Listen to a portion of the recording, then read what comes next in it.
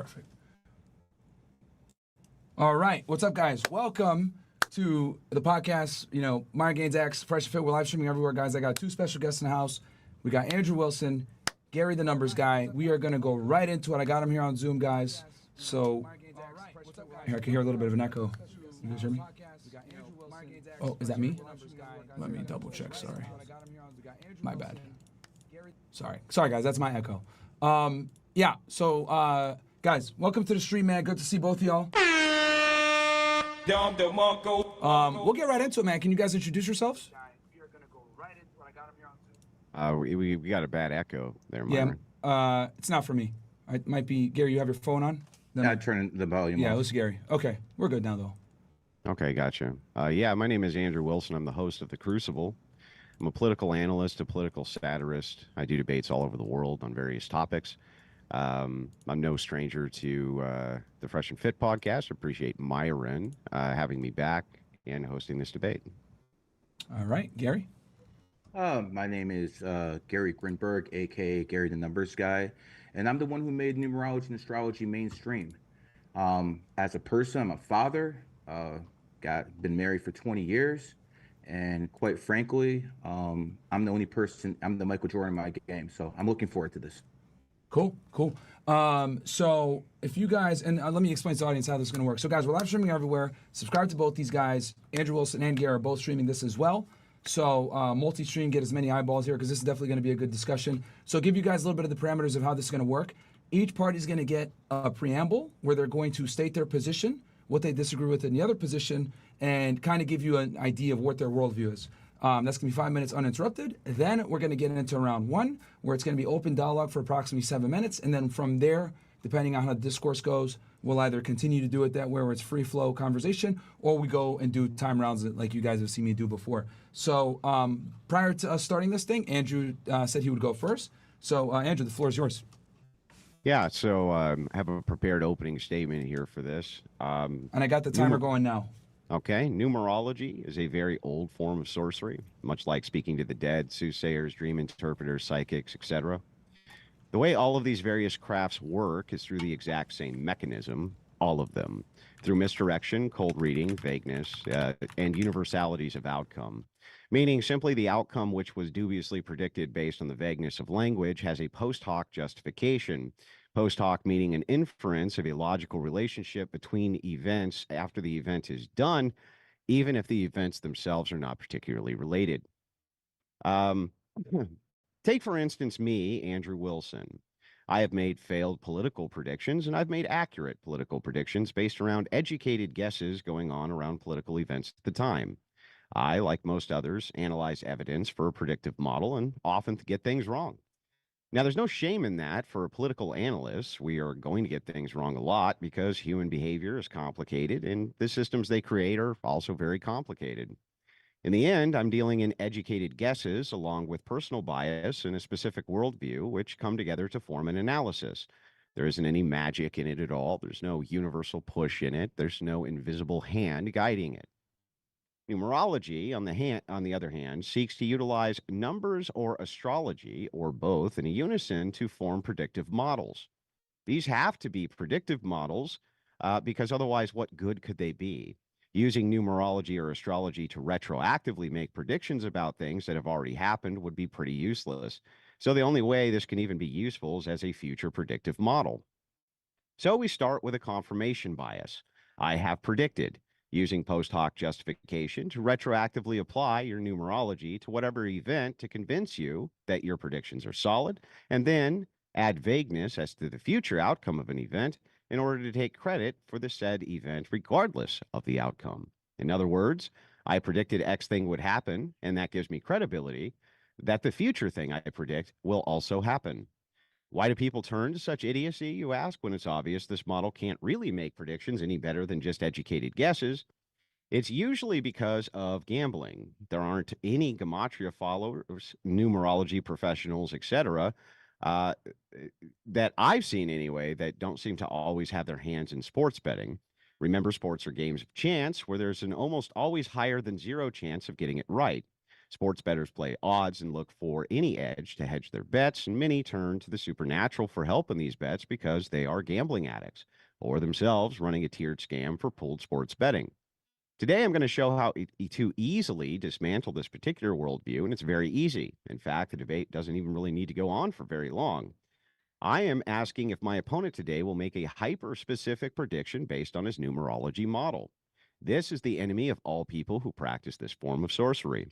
An experiment was developed for just this purpose to separate the wheat from the chaff. Simply, in the next 90 days, tell me an event with a high degree of specificity that wouldn't ordinarily be predicted. This can't include sports, as there's a higher than 0% chance you can just guess correctly. Give us instead specific names, dates, times, and locations for the said event, and not vagueness, which can be interpreted. Example, a man named Toady Edgar will kidnap a girl named Samantha Bright in New York City on the 7th of March. There is so much there that is predicted specifically, it would be impossible for us to cast doubt on the prediction. What is unacceptable? Somebody is going to do a bad thing in the United States around the March timeframe, and he'll have a beard and be on the run from the law. This is a chance-based outcome. You can just make this prediction with some degree of chance it'll happen just based on how many men with beards are in the United States. What Max will say, I believe, is that numerology doesn't work that way, and he can't make those types of predictions. And that's how you know, by the way, the entire thing is phony, because specificity is the enemy to the system, making it a bad predictive model, no better really than human intuition and observable behavioral patterns. So that you understand, my opponent will likely yell at and attempt to obfuscate away from this point. He'll shotgun points as fast as possible, personally probably attack me or attempt to attack my credibility. Just remember, it's all noise.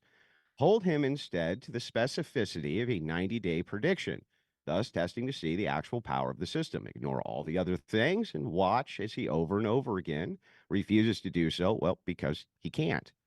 The reason I will always have failures in the political analysis is because I have to use such specificity. Imagine, for instance, if I said things like, well, somebody's going to be president this year who will be a man. It wouldn't work very well as a predictive 10-second model. warning. 10-second warning. I'm almost done. Oh, I got Okay. one sentence. Let him have it. Now, Okay, with this, all right. okay, so with this weapon, you can with ease destroy this entire ideology. Simply do your due diligence and test it. All right. Went like 5 seconds over, but it's fine. And the way I do it is if the other party is okay with it, I'll let them continue on, and then I give that identical time to the other person. So real quick, Andrew, if you don't mind, because obviously you said a lot there, I want to summarize it for the audience that's listening in. So some of your points were you want a specific prediction within 90 days. It's all chance-based outcomes. It's sorcery, and it's typically nebulous to garner credit for future events that are almost inevitable because it's not specific. Is that fair? Oh, you're muted, Andrew. Yeah, that's correct. That's correct? All right, awesome. Gary, go ahead, take it away, man. I'll put 5 minutes on the clock for you. Okay. So basically, it comes down to this. It doesn't matter where you come from, what your background is. We all want to know why some guys are the richest people, why some guys have money, why some guys have looks, why some women have it all. We always want to know why that happens. And because of that, some people go into religion, and there's a lot of different religions, Christianity, Judaism, Islam. People want answers, and I was no different than anyone else. And then on 9/11/2001, my life changed. I woke up in the morning, and I thought I was watching Die Hard, the movie, when the Twin Towers got hit. And what actually I discovered was actually really, really shocking to me at the time. I started looking at all the synchronicities of that event. And it made me think, one time, okay, 2 times, maybe, but all these synchronicities, and let me go through some of these synchronicities for you. 9/11, which is probably the biggest event in human history this century, happened on the 11th. The first plane that hit the World Trade Center was Flight 11. The Twin Towers look like an 11 side by side. They both have 110 stories. And I'm like, wow. And then I saw that New York City, 11 letters. New York's the 11th state in the Union. Afghanistan, 11 letters. We attacked Afghanistan, 10/7/2001. Take away the zeros, 1721. Again, 11. So I'm looking at all this, and I'm trying to think, why am I seeing all these 11s? Am I going crazy? What's going on? But see, I was always fascinated by history. And I remembered that the Great War, World War I, ended on 11/11 at exactly 11 o'clock. Not 10:55, but exactly 11. And at that point, I didn't know what was going on, but I saw smoke and I started going looking for the fire. And then I understood that these people that we talk about that run the world, the cabal, all these people, the Illuminati, I started understanding what they were doing. They were actually using numerology and astrology against the people while they're telling the people to look into Qurans and Bibles and Torahs and Talmuds. Because they want to keep the knowledge to themselves and they want all the quote unquote sheep goyim to look at the religion. So what I basically started discovering was, okay, if this is just one thing, it doesn't mean anything. But then I found out that Al Qaeda was founded on the 11th. And then I found out Al Qaeda's 3 biggest attacks, not just in America on 9/11. They had one in Madrid, Spain on 3/11. It was called Europe's 9/11 at the time. And then they had one in Mumbai, India on guess what day? The 11th. So at that point, when you start seeing all these events happen synchronistically on the same day, you start understanding that people are actually doing stuff that other people aren't getting. And the fact of the matter is, if you take it from a mathematical statistical probability, we're talking in the millions that all that stuff would line up. So then I'm starting to think, okay, maybe it's just one thing. And then I started looking at the events. I wanted to know why some of the richest people in the world had money. And then I discovered 28's the number of wealth. Elon Musk is born on the 28th. Richest man in the world, not named Rothschild, not named Putin, not named Rockefeller. On paper, the richest man in the world, born on the 28th. But that doesn't mean anything, it's just one guy. But see, the guy he replaced, who was the richest guy in the world last decade, was Bill Gates, born on the 28th. And then you start looking at the list of the richest people in the world, and you see 3 of the 7 richest guys are born on the 28th. And you start going down the list like, okay, what is going on? And then I got this Rolex on. I challenge anyone watching right now to pull up ads on Rolex, and you can see every time they have a commercial, they have a 28 in the logo. So at that point, you have to understand that numbers symbolize vibrational energy that we cannot see, that we cannot hear. And it's basically, if you believe in a God, it's the prime creator's language. It doesn't matter what you believe in. Understand that people who rule over us believe in this. And you have to understand that if they believe in this, it's something that you have to look out for. It's something that you have to look into before you dismiss. You know, when I look at certain numbers, they mean different things. If someone's born on the 5th, 14, 23rd, there's a high chance they're going to be extremely good looking because 5 is the number of looks. And you don't have to take my word for it. See, that's the thing. I don't ask for faith like these Christians and like these Muslims. I don't ask for your faith.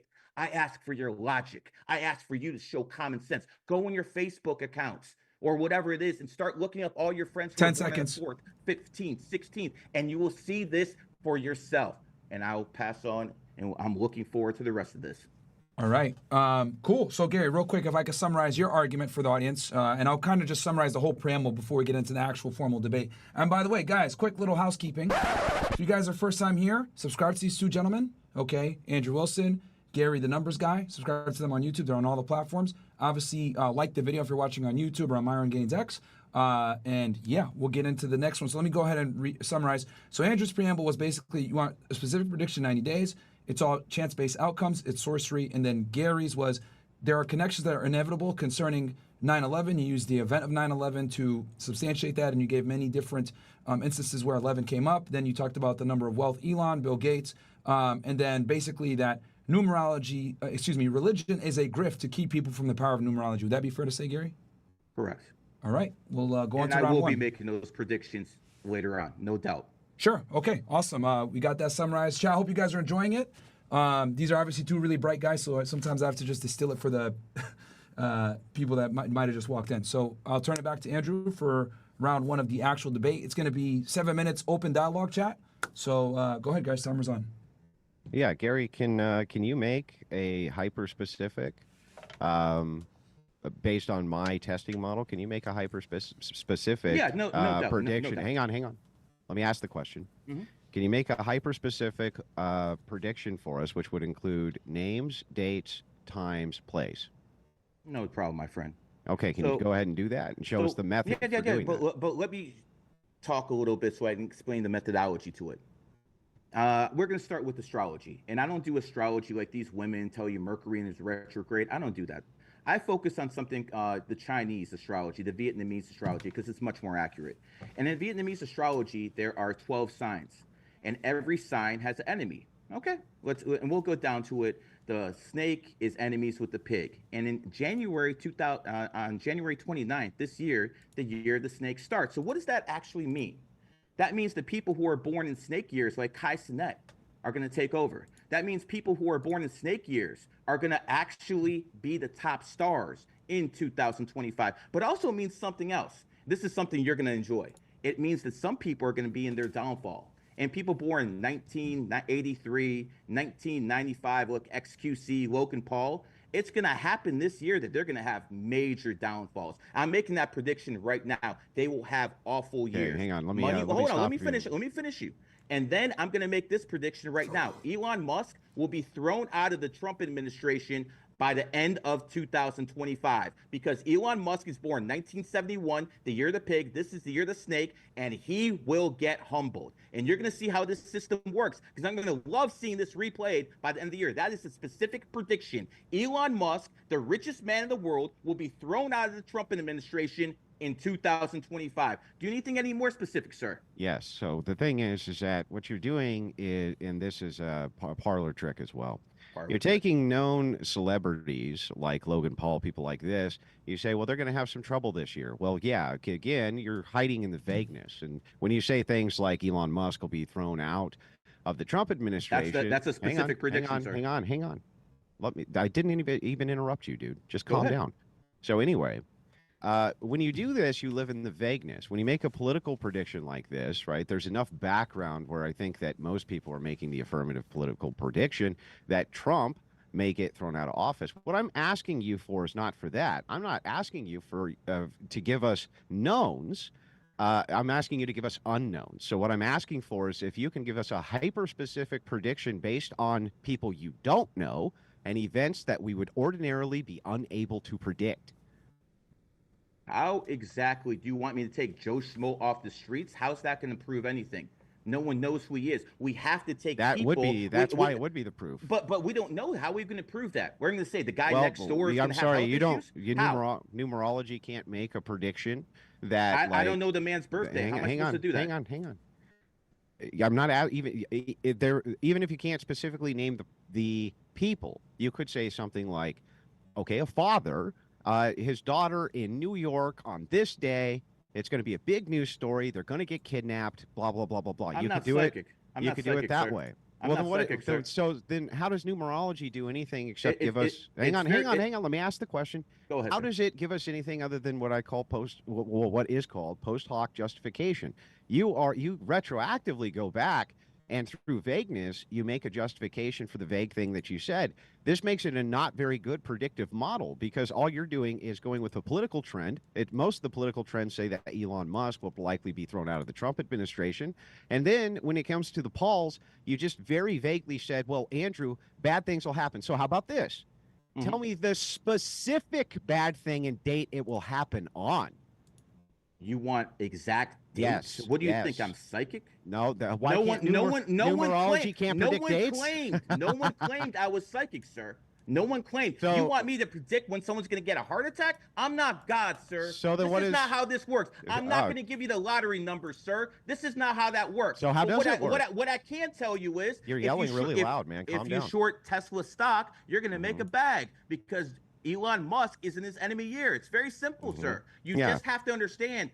Some people know when their peak is going to hit and when it's not. So you were talking about sports betting, sir.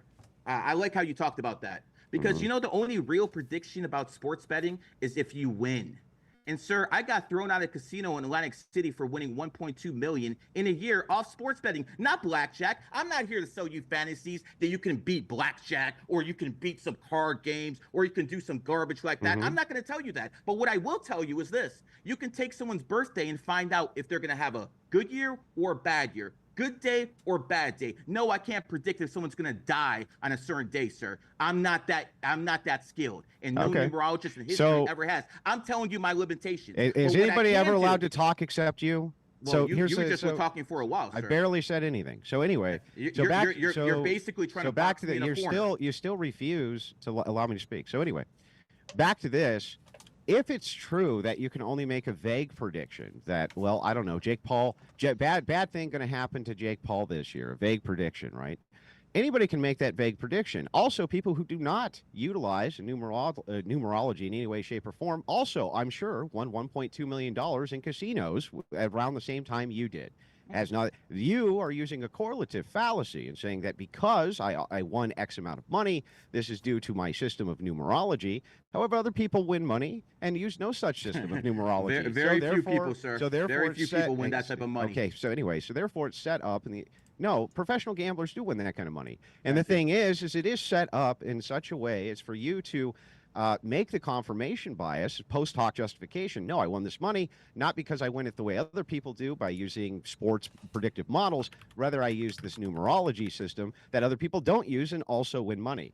When you talk about celebrities like warning. Jake Paul or Logan Paul or people like this, I want the specifics. And if your model can't predict that, why can't it? Why can it predict that bad thing will happen to them, but cannot be specific about when the bad thing will happen? Why can't it? Why? Because this system isn't based on what you believe in, what you want to believe in. It's based 10 on seconds. logic and sense, sir. That's why. See, Okay, you don't show me make the the rules logic. here. You don't actually make the rules here. Here's basically how it works.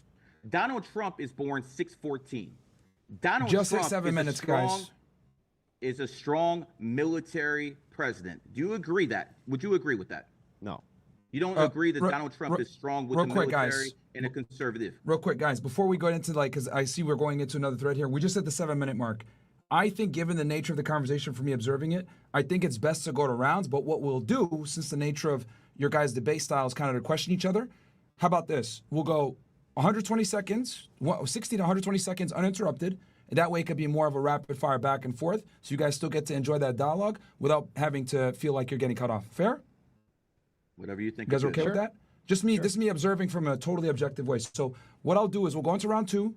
Do you guys want 120 seconds or 60? 120 is fine. You cool with that, Andrew, or do you want less? Sure. Okay. So Andrew, I'll turn it to you. I'm gonna put 2 minutes on the clock, and if you're done, and you yield your time, just let me know so I can let Gary have it. And I'll give you a 10-second warning.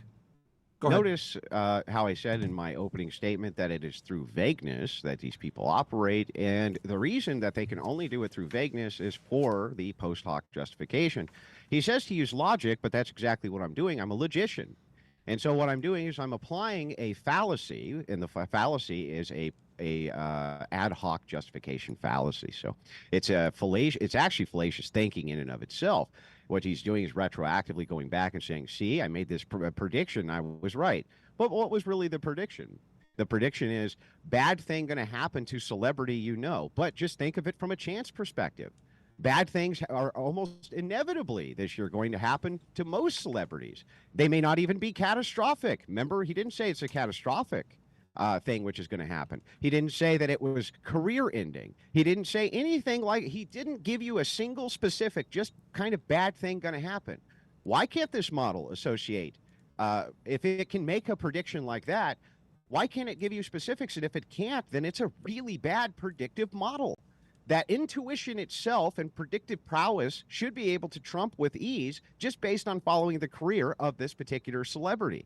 If he can give you nothing better, no specific, no date, no time, if it's catastrophic, non-catastrophic, the specific of what catastrophic means, the model is worthless, right? And there's no reason for anybody to follow it. Why would you ever follow such a model? It's insane. With that, I'll yield my time. All right, that was 1:30, so I had 30 seconds on the clock. Go ahead, Gary. I'll put 2 minutes on the clock for you. When you look at statistical analysis, which is mathematics, you can apply that to anything in life, including numerology. And when you start looking at history, that's the best way to tell the future. 2025 is 2025, a universal 9-year. The year adds up to 9. We are also in the year of the snake. So we can go back in history and say, okay, what has happened in past year of the snakes that added up in 9? Well, we can go back to 1953. 1953 adds up to a 9 in total. That was the year of the snake, and we had a truce in the Korean War. It ended. Then we can go back to 1989, the year of the snake that added up to a 9. The Berlin Wall came down. So I can make a prediction in 2025, which is a universal 9 year, that wars will end based off what I have just shared with you guys now. So I can make a prediction right now that the war in Ukraine and the war in Gaza will end in 2025 because it's a universal 9 year and a snake year, and I've shown you the past correlations. So whatever this man says, it's all nonsense because you can go back in the past and see if this stuff works. So I am making specific predictions, sir, that the war in Ukraine will come to an end in 2025 and the war in Gaza will too. And with that, I'll yield my time, sir. Yeah. So again, look at what's being done here, right? So he says, I can make a prediction that wars, which political and analysis already is making the prediction is going to end in 2025. That Zelensky is already suing for peace. That the likelihood that when Trump comes in the administration, he's going to sue for peace between these two nations. It's a very easy prediction to make. Many political analysts are making such predictions. But let me remind you that there's still no specifics. How will it end? Is Trump going to be the architect of how it ends, or is one side going to win over the other, or is one side going to surrender, or is there going to be a weapon shortage and that ends it, or simply making the vague generalization of it ending? And by the way, there's not even a specificity of what he means by end. Does he mean, oh, it's going to ramp down and then retroactively and post hoc say, well, see, I predicted it was ramping down. And so it did technically end. How about even specifics there? When it ends, what's the date going to be? I don't know. How is it going to end? I don't know. What's the mechanism for how it ends? I don't know. Okay, well, when you say end, does that mean all troops will be gone and out of there? I don't know. Does that mean, what does that mean? What does that even mean? Like, it doesn't really tell us anything. It's inside of this vagueness where all of this lies and why it can't be trusted. It's no different than me making right now. I could say, okay, well, my prediction as a political analyst is that it likely won't end. It'll probably go on for another year or two, right? Because it's not going very well, blah, blah, blah. I could say all of this. I'm just saying I can, right? And it's in the specificity is where I would really be wrong or where I'd be right. Where are these specifics? They're nowhere. They're nowhere. And this is why it is that this cannot be a trusted system as a predictive model. It's too vague, too vague. And then you can just retroactively go back and say, but based on this, I can say, well, this war ended and this war ended and this war ended. And it's like, well, yeah, wars end. That's how they can't be sustained forever. Trump also being an anti-war president seems like a pretty good bet. All right, go ahead. Okay, real quick. So just so I can recap, because I see that the views are coming up and a lot of people joined in the middle. If you guys don't mind me doing a quick recap. Of course. If you're just joining the stream, guys, welcome to the stream. We have Gary, the numbers guy, and Andrew Wilson having a fantastic debate on numerology and astrology. We started with a preamble where they both gave their positions. Andrew's position is numerology and astrology is sorcery. It's based on chance outcomes, and it is not specific. Gary retorted with the number 11 and how things are connected and how it's irrefutable to see all the connections from certain events. Then we went into round 1, which is a 7-minute open dialogue where Andrew asked Gary to make a specific prediction. Gary made the prediction that Trump will get rid of Elon before the end of this year. And then we just completed round 3 just now. They're going back and forth with in regards to specificity. So, Gary, I'll give it to you, and I think this is going to be the top of the 4th round here, if I'm not mistaken. So I'm gonna respond to what he says. Okay, I got 2 minutes on the clock. See, when it comes down to this, people who think like this, they always want more and more and more. They can't find a better system than what I'm doing in the predictions I'm putting out there. But if it's not like, oh, if I can't get it to the decimal, I must be wrong. So I'll give you an example of how this works. I can predict what team is going to win a game, okay?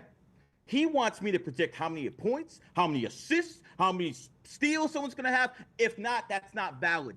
Sir, that might not be valid to you specifically. But for people out there, that's enough. And here's what I'm going to say about everything else. Numerology is basically math. Men lie. We both know women lie. but numbers never lie. And the fact of the matter is this: if I make a prediction, I make a mistake if it's not right. The numerology is not wrong. That practitioner makes the mistake, not the numerology itself. I gave specific predictions that the war would end in 2025. Now, we're just here, and you haven't heard me before, but I said this last year, and I said the year before that. I said Trump would win in a landslide. I said all this stuff, and it all happened, okay? It's very simple. What I'm telling you is going to go on next year is, specifically, people who are born in 1989, 2001, 2013, they will have positive years because snakes do well in snake years. Now, people who are born in 71 are going to have off years. Justin Trudeau, born 1971, the year of the pig, has just announced he is resigning as Prime Minister of Canada. If you understand how the system works, he is born in the pig year. This is coming a snake year. He is going to lose his power in his enemy year. Guess what? That's 5 not seconds. the only time in history that happens. You have to do the homework. You can't be lazy like this individual, say, oh, it doesn't say this, 2 minutes. He doesn't know anything about numerology. Fair enough. So real quick, Andrew, we just completed 3 rounds here. Do you want to take a break to read your super chats, and I do the same on my end, and then we get right back into the 4th? Can we do one more follow up very quickly? Okay, so we'll go on 60 seconds each, maybe. We could do the full 2. We'll have a super chat break after this one then. So I'll put 2 minutes on the clock for you, Andrew. Guys, get your chats in now while you can. But yeah, go ahead, Andrew. I'll put 2 minutes on the clock, and then this will be the top of the 4th round. So notice again that this is a rhetorical flourish, but it doesn't really tell us much. He says, guys like this, well, they want you to put it to the decibel. No, I didn't ask you to put it to the decibel. I just asked you for a little bit more clarification on what these terms mean and what you're actually predicting here so that you can't hide in the vagueness, and he refuses to do so. And the reason is because he can't do it. And the reason he can't do it is because this predictive model doesn't predict shit. He says, I can predict who can win a game, but I can't give you any specifics about the game. Yes, of course, it's a game of chance. It's a game of chance. There's 2 teams, and because there's 2 teams, you always have a less than 0 chance of winning. Any fucking idiot on planet Earth knows this. He says, men lie, but numbers never lie. Well, numbers aren't things. They're metaphysical concepts. Since they're concepts, they're conceptual only. They require an interpreter, so of course, it's only the person who's going to lie. However, the interpreter can also just be wrong, and often interpreters are just wrong about the things that they correlate with numbers. He says people born in 1989 will have positive years. How's that quantified? All right, is he saying that nobody who was born in 1989 is going to have a non-positive year? No one's going to get diagnosed with cancer? Nobody's going to get divorced? Nobody's going to lose their children? Nobody's, you know what I mean? Like the list goes on and on and on of all the bad things that I guarantee you are going to happen to a lot of people who were born in 1989 and above. Guarantee it. So specifically who? Well, he can't tell you that either. He's just making a vague generalization, and then he's going to give more of the post hoc justification. How hard could it possibly be to be a little bit more specific than that? Does that mean no one's going to get cancer born in those years? No one's going to lose their children? No one's going to have the worst year of their life who was born in those years? Of course he's now going to have to say, well, of course not. Some people are. I'm just saying that, like, vaguely, generally, more people than not won't. And it's like, it doesn't tell us shit. All right. Gary, I'll turn it back to you, and this will conclude the 4th round after you go. Kanye West and Tom Brady, both born 1977, the year of the snake. Tom Brady got his big break when a Hall of Fame quarterback named Drew Bledsoe got injured in 2001, the year of the snake. He took over as the starting quarterback of the New England Patriots and won a Super Bowl that year. That started his run of being the best quarterback in NFL history. Kanye West, born 1977, was a nobody in 2001 until Jay-Z's producer had to leave. For whatever reason, they were doing the blueprint, and Jay-Z's producer had to leave, and he hired Kanye. And after that, that's what sprung Kanye on his road to success. So we have 2 individuals who are megastars, born 1977, who made it big in 2021, snake to snake. And, they also made the same mistake. They married the wrong woman. Now watch this. Let's see how interesting this is. And guess what? Do the mathematical percentages on this, Andrew. I'd love that. Kanye West married Kim Kardashian, born 1980. Whoops, didn't work. Tom Brady married Giselle, born 1980. Whoops, didn't work. So we have two people who are megastars in their chosen fields, who are both born in snake years, who both made it big in snake years. And guess what? They both chose a woman born in 1980, and their marriages failed accordingly. So you could say there's nothing to that. But what I would tell you is take the statistical probability that two of these guys, born in 1977, year of the snake, made it big in the year of the snake, and that is my whole system. My system tells you this. No, I'm not going to predict what billions of people are going to do. I don't know billions of people, but what we can do is we can see the people who are in the spotlight, and we can use them as an example. And the examples I just gave you, you can't refute. All right. Had 10 seconds more on the clock there, but I will go ahead and turn it back to Andrew. But we'll read some chats real quick. Quick super chat break. Yeah. I'll mute my end. Yep. And flip screens and sure. just I'll mute my end hear too. you. So just kind of whisper in my ear when you're ready. Yeah, I'll mute myself on this thing too. Okay, so chat. We got here. Let's see. We got 503 GT. My favorite people, you men have been the most influential mentors these last couple of years. This is a bonus round. Let's go. Appreciate that, my friend. Everblaze says this will be the greatest debate in 2025. Gary, if you come at the king, you best not miss. Everblazer. Gentile says with the 100 says Gentile donated. Appreciate that, bro. We all are. Sizderen says Myron is literally a 22 life path master builder and was born on the first, meaning is a good debater and has natural leadership skills. Can you talk about this for a bit, Gary? Okay. I'll mention that to him. We need a show with Andrew, Gavin McGinnis, and Elijah Schaefer with Myron. Yeah, I'll go ahead and reach out to Elijah for that. Gentile again. Myron, this is off topic, but the Wolf guy's been talking smack about you in his space line on your name calling card. Bro, dude, he's a nobody, Gentile. Like, bro, these Twitter anons are fucking losers, bro. Who cares? Dude has like 1,000 followers. Who gives a fuck? How's this guy?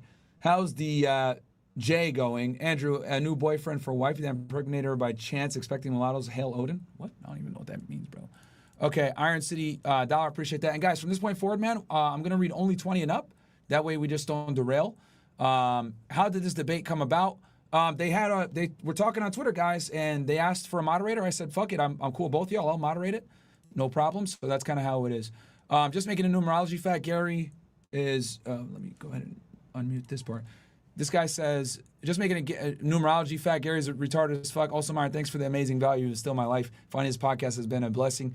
Just wish you guys were around 10 years ago because I would have had so many different choices. It's okay, though. I'm backing the way up. And Gary, they asked a question here for you. And a lot of people here were bigging you up too. I just had you muted. You didn't hear it. But one guy said, he said something about, okay. He says, Myron's literally a 22 life path master builder and was born on the first, meaning he's a good debater and has natural leadership skills. Can you talk about this for a bit, Gary? Yeah. Myron is a 22 life path, and 22 is known as the master builder. I can give you examples of either you're a 22 in total. And do you mind if I put your birthday out there, Myron? Yeah, that's fine. Okay, he is born 2/1/1990. 2/1/1990 adds up to 22. So if you're born a 22, if your total number adds up to 22, or you're born on the 22nd, you're a person who builds other people up. Example, George Washington started America. He's born on the 22nd. Vladimir Lenin started the Soviet Union. He is born on the 22nd. So these are people who build things, whether they're architects, whether they build buildings, or like Myron, he builds other men up. So I think that describes Myron to a T. He's a 22. He builds up other people. He built this podcast out of nowhere, and it's wildly successful.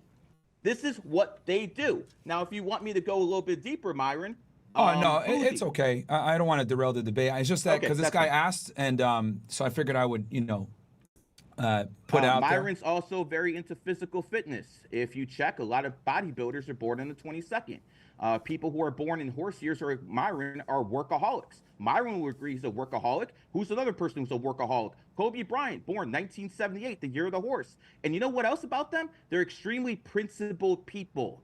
Principles and morals matter more to them than money. That's why Warren Buffett, who's born in the year of the horse, still lives in the same house he had in the 1960s, even though he's worth $100 billion.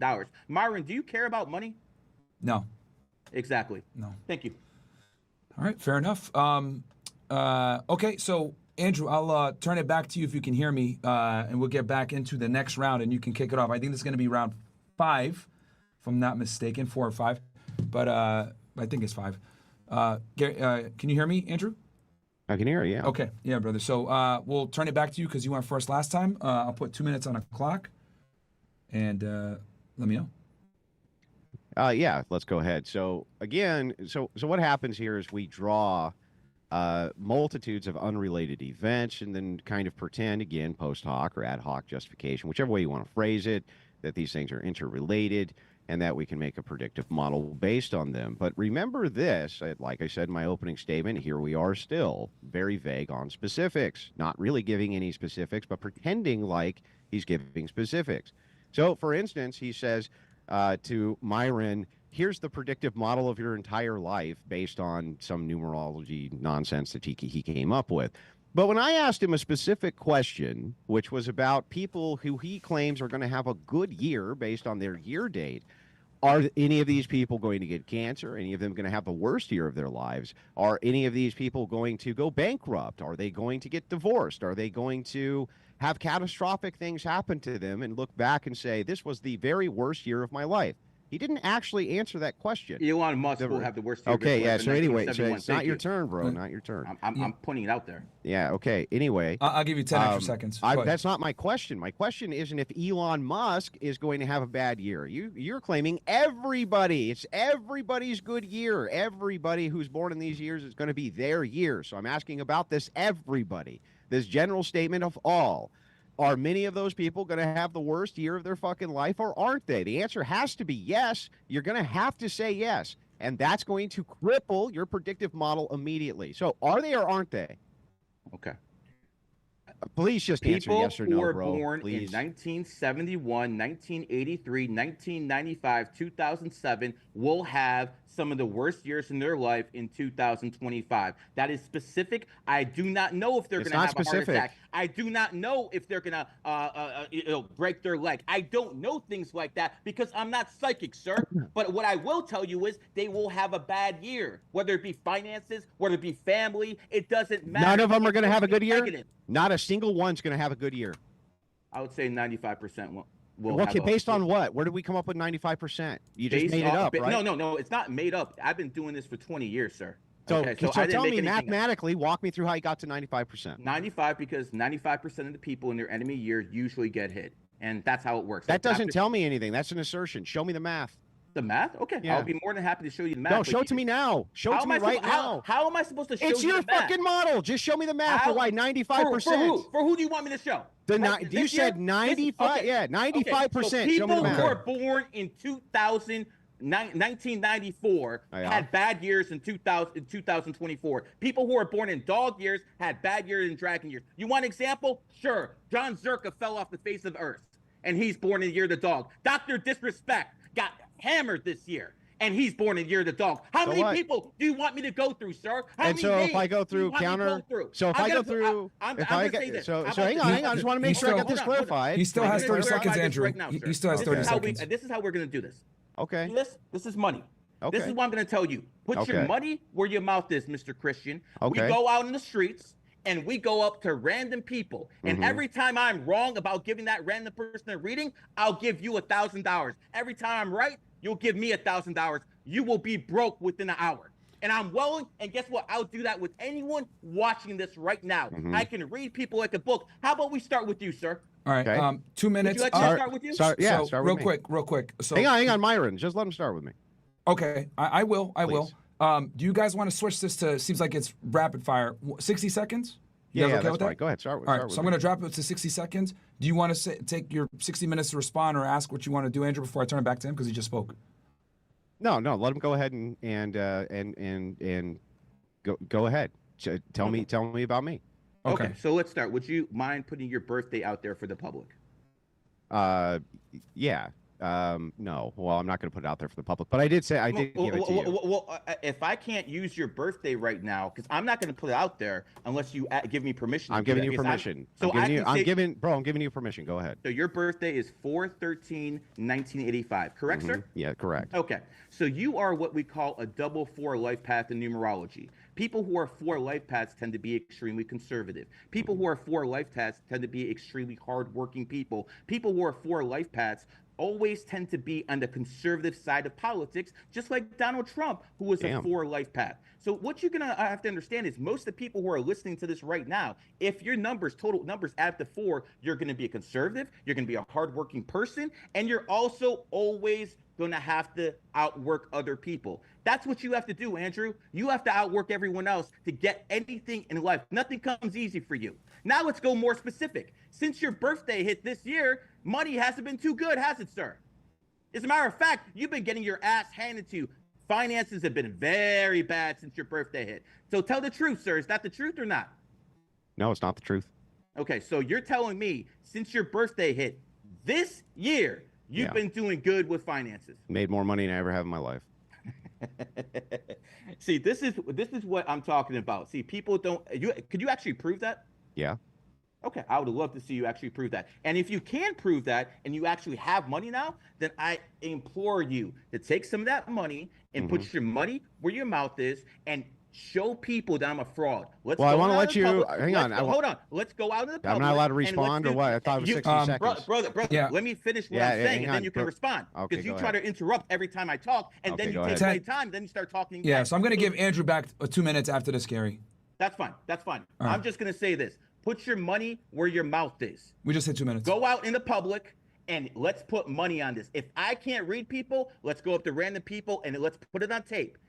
Okay. Let's see if I'm a fraud, sir. Are you up for it? Are you up for that challenge, sir? Yeah, but I can just demonstrate. Let's do it. Okay, so I'm going to put 2 minutes on the clock for you, Andrew, and then after this, we'll go back to 60 seconds. So go ahead. 2 minutes. So notice he does describe me very adequately with his numerology. The only problem is that I lied to him about my birthday. So I gave him false information on purpose. So you're a liar. Yeah, I did. I lied to you on purpose. Gotcha. So the thing is, you did the same. It's my turn, sir. It's my turn. Gary, let me just. Gary, just my turn. I'm sorry. You got to mute him. You got to mute him. Okay, my turn. My turn. Gary. Okay, I'm stopping the clock. Is disinvolved because you are a liar. So anyway, guys, it's not your turn, sir. It's not your turn. Look, Gary, I hate to mute you. I hate to mute you. Hold on a sec, guys. Calm down.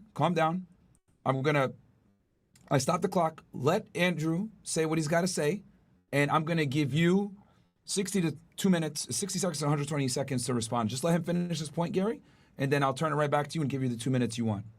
Gary is so pissed off right now because he just got done telling you how good he is at reading people, how great he is. And so I'm starting to clock back on now, Andrew. Go ahead. Okay. So he tailored a whole bunch of bullshit that he considered would fit with me really well. He thought that it would fit really well. Say I have a hard work ethic, that I'm conservative. This model fits to me perfectly, et cetera, et cetera, et cetera. He tailored it to me. The only problem is that I had lied to Gary, and I do this to psychic frauds all the time, and watch them give out these predictive models, which they are trying to tailor to me via a cold reading. And it turns out that no matter what date I would have given them, they would have given me the exact same thing. You just saw it demonstrated. We don't even need to go and give people thousands of dollars. He couldn't even do it with me. He couldn't. And by the way, if he'd just done basic research, he would have known that I didn't even give him the right dates. Very simple to do this. You can do this to all these guys every single day. So here's what the experiment ought to be.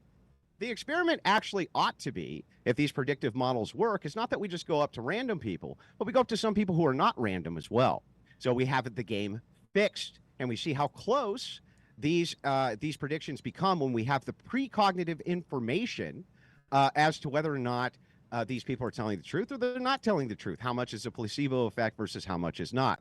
On top of that, let me just kind of point out how easy it was to do this to him. It's easy to do this to all of these guys because the non-predictive models that they have are always tailored to a person interpersonally. That's how they try to convince you that their models are correct. 10 seconds. That's why I made sure to give him just a small amount of false information so he could tailor it. And then notice he's like, and it's the worst year of your life.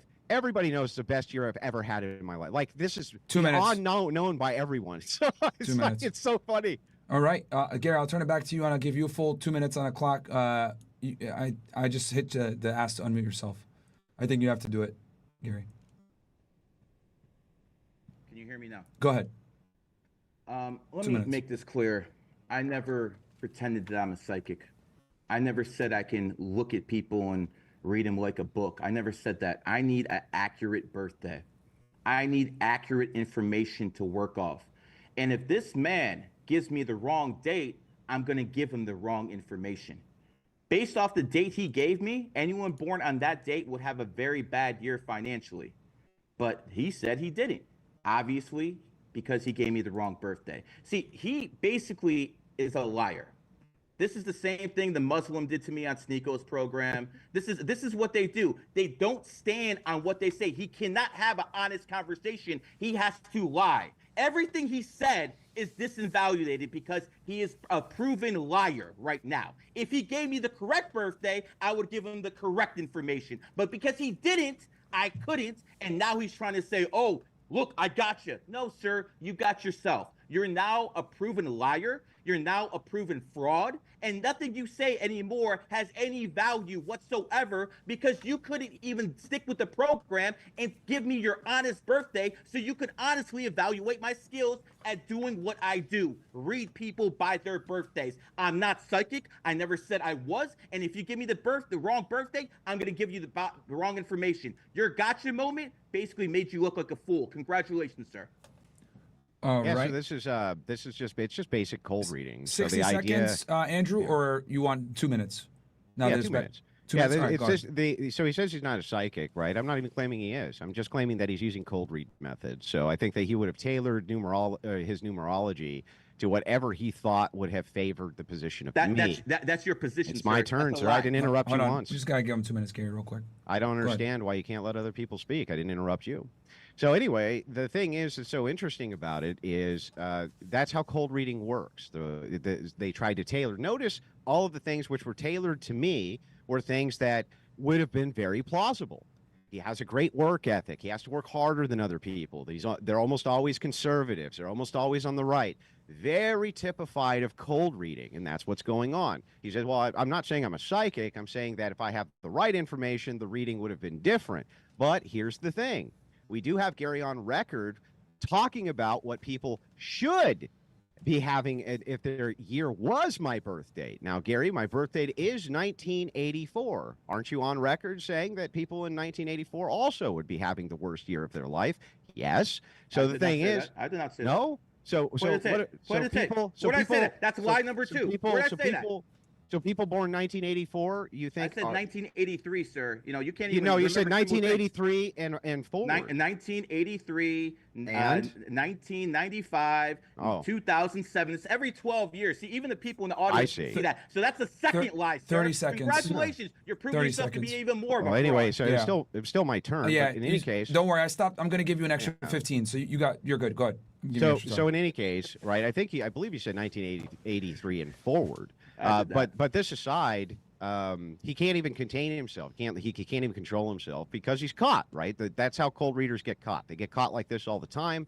It's very, very easy to demonstrate how they tailor to the person what they want the person to believe based on cold reading styles. And if so, you say, well, Andrew, that was dishonest. Well, the thing is like, no, it's just a trick. It's a magician's trick, like anything else.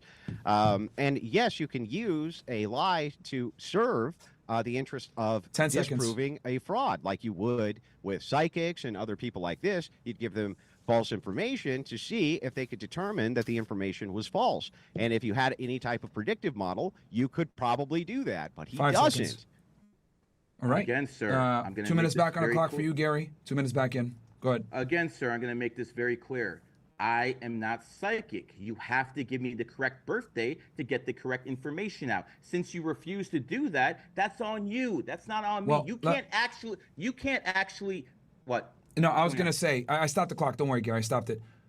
Andrew, would you be okay with giving your real birthday? So Yeah. we can. Okay. Yeah, All but right. the problem is How do we now, know he's not going to lie again?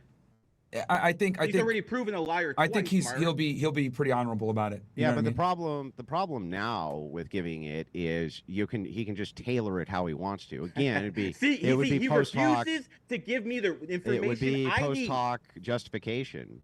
So the thing is like I'll give it to you, but I just want to tell the audience that now you'll have post hoc justification, and he'll say, no, I was wrong. If I'd had this information, I would have known it was the best year that you've ever had, Andrew. So here's the information that you want. My birth date, actual birth date, honestly, to you, is 1/23/84. Okay. So Gary, I stopped your clock. You have about, almost 2 minutes. So go ahead now that you have the real information. And Andrew, thank you for that. Go ahead, Gary. 1/23/1984, as up to 28. Sir, I'm going to ask you a specific question. I don't think you're rich, but money comes easy to you, doesn't it? Not even slightly. I work harder than almost everyone around me. I didn't say you don't work hard, sir. What I asked you No, is, money doesn't come easy. No. So are you a millionaire? Never has my whole life. Are you a millionaire, sir? That's not your business. But the answer is no. No, it's not my business. But the answer is right? no. Now it's not my business. The answer is no. No, I'm not a millionaire. Okay. So here's what it comes down to, man. People who are one life paths like to argue. This is a one life path. Argue starts with A. A is the first letter. You see, the English language and gematria. Post hoc. It's all post hoc again. Again. This guy won't fucking. No, you're fine. Oh, I'm sorry. You interrupt me 8 times. I interrupt you once. I stopped the clock. You're crying foul. I stopped the clock. See, don't worry, Gary. This is what I'm talking about, man. This is exactly what the hell I'm talking about. I stopped the clock, Gary. Don't worry. You still got like a little over a full minute. So people who are Go ahead. ones tend to be extremely argumentative. People who are ones have that debating mental style. So it makes sense why he likes to debate. He likes to run his mouth and things like that. Attorney, first vowel A. Lawyer, first vowel A. What do? They argue the law, A. So people who are ones are extremely argumentative. And another thing about this man over here, he learns things the hard way. And if I'm willing to bet, you've had some trouble probably with alcohol, sir. I'm willing to bet a lot of money on that, bro. You've had some trouble with alcohol. You've had some trouble with women in your past because you're born on the 23rd. And he definitely does travel a lot. But see, I don't even know because he could be lying about his birthday again. This is bad faith. This is all bad faith. This is what frauds do when all you had to do was give me the real birthday from the very beginning and we wouldn't even go through this stuff. But I'm going to say this one more time. I'm going to say this one more time. I am not psychic. I need real information to work off. I am not out here claiming, I don't do shit like that. This is what he tries to make me out to be. I'm not that. 10 seconds. And by the way, I'm going to make this one more point. There's about 3,200 billionaires in the world. I know 90 of them because I give them readings in numerology. People much more successful, people much richer than you, and people who have actual power in you believe in this stuff. So you're actually a peasant. It doesn't really matter what you believe. All right. Andrew, I'll give you an extra 5 on your clock. I'll reset it. Go ahead. Remember I said it would come down to personal insults, spurging. After you lied. And a bunch of post hoc or justifications, right? Guys still can't control themselves. So the thing is like, as we look at this, I just gave him the information. So what does he do? He takes known information, like for instance, Andrew Wilson drinks on stream. So he wants to correlate this. Say, ones are alcoholics. Anyway, so Myron, you're gonna have to mute him. The guy can't control himself. Don't worry, I'm adding time to your clock. He literally cannot control himself. So anyway, every time it interrupts, I add another 5 or 10. You're good. Yeah. So in any case, I've never had problems with alcohol. I've never had to go to like some AA meeting, nothing like that. Never had a single issue. I do enjoy having a drink, but I'm most certainly not an alcoholic and never have been, though I do like to occasionally have a drink on stream. So that was wrong, right?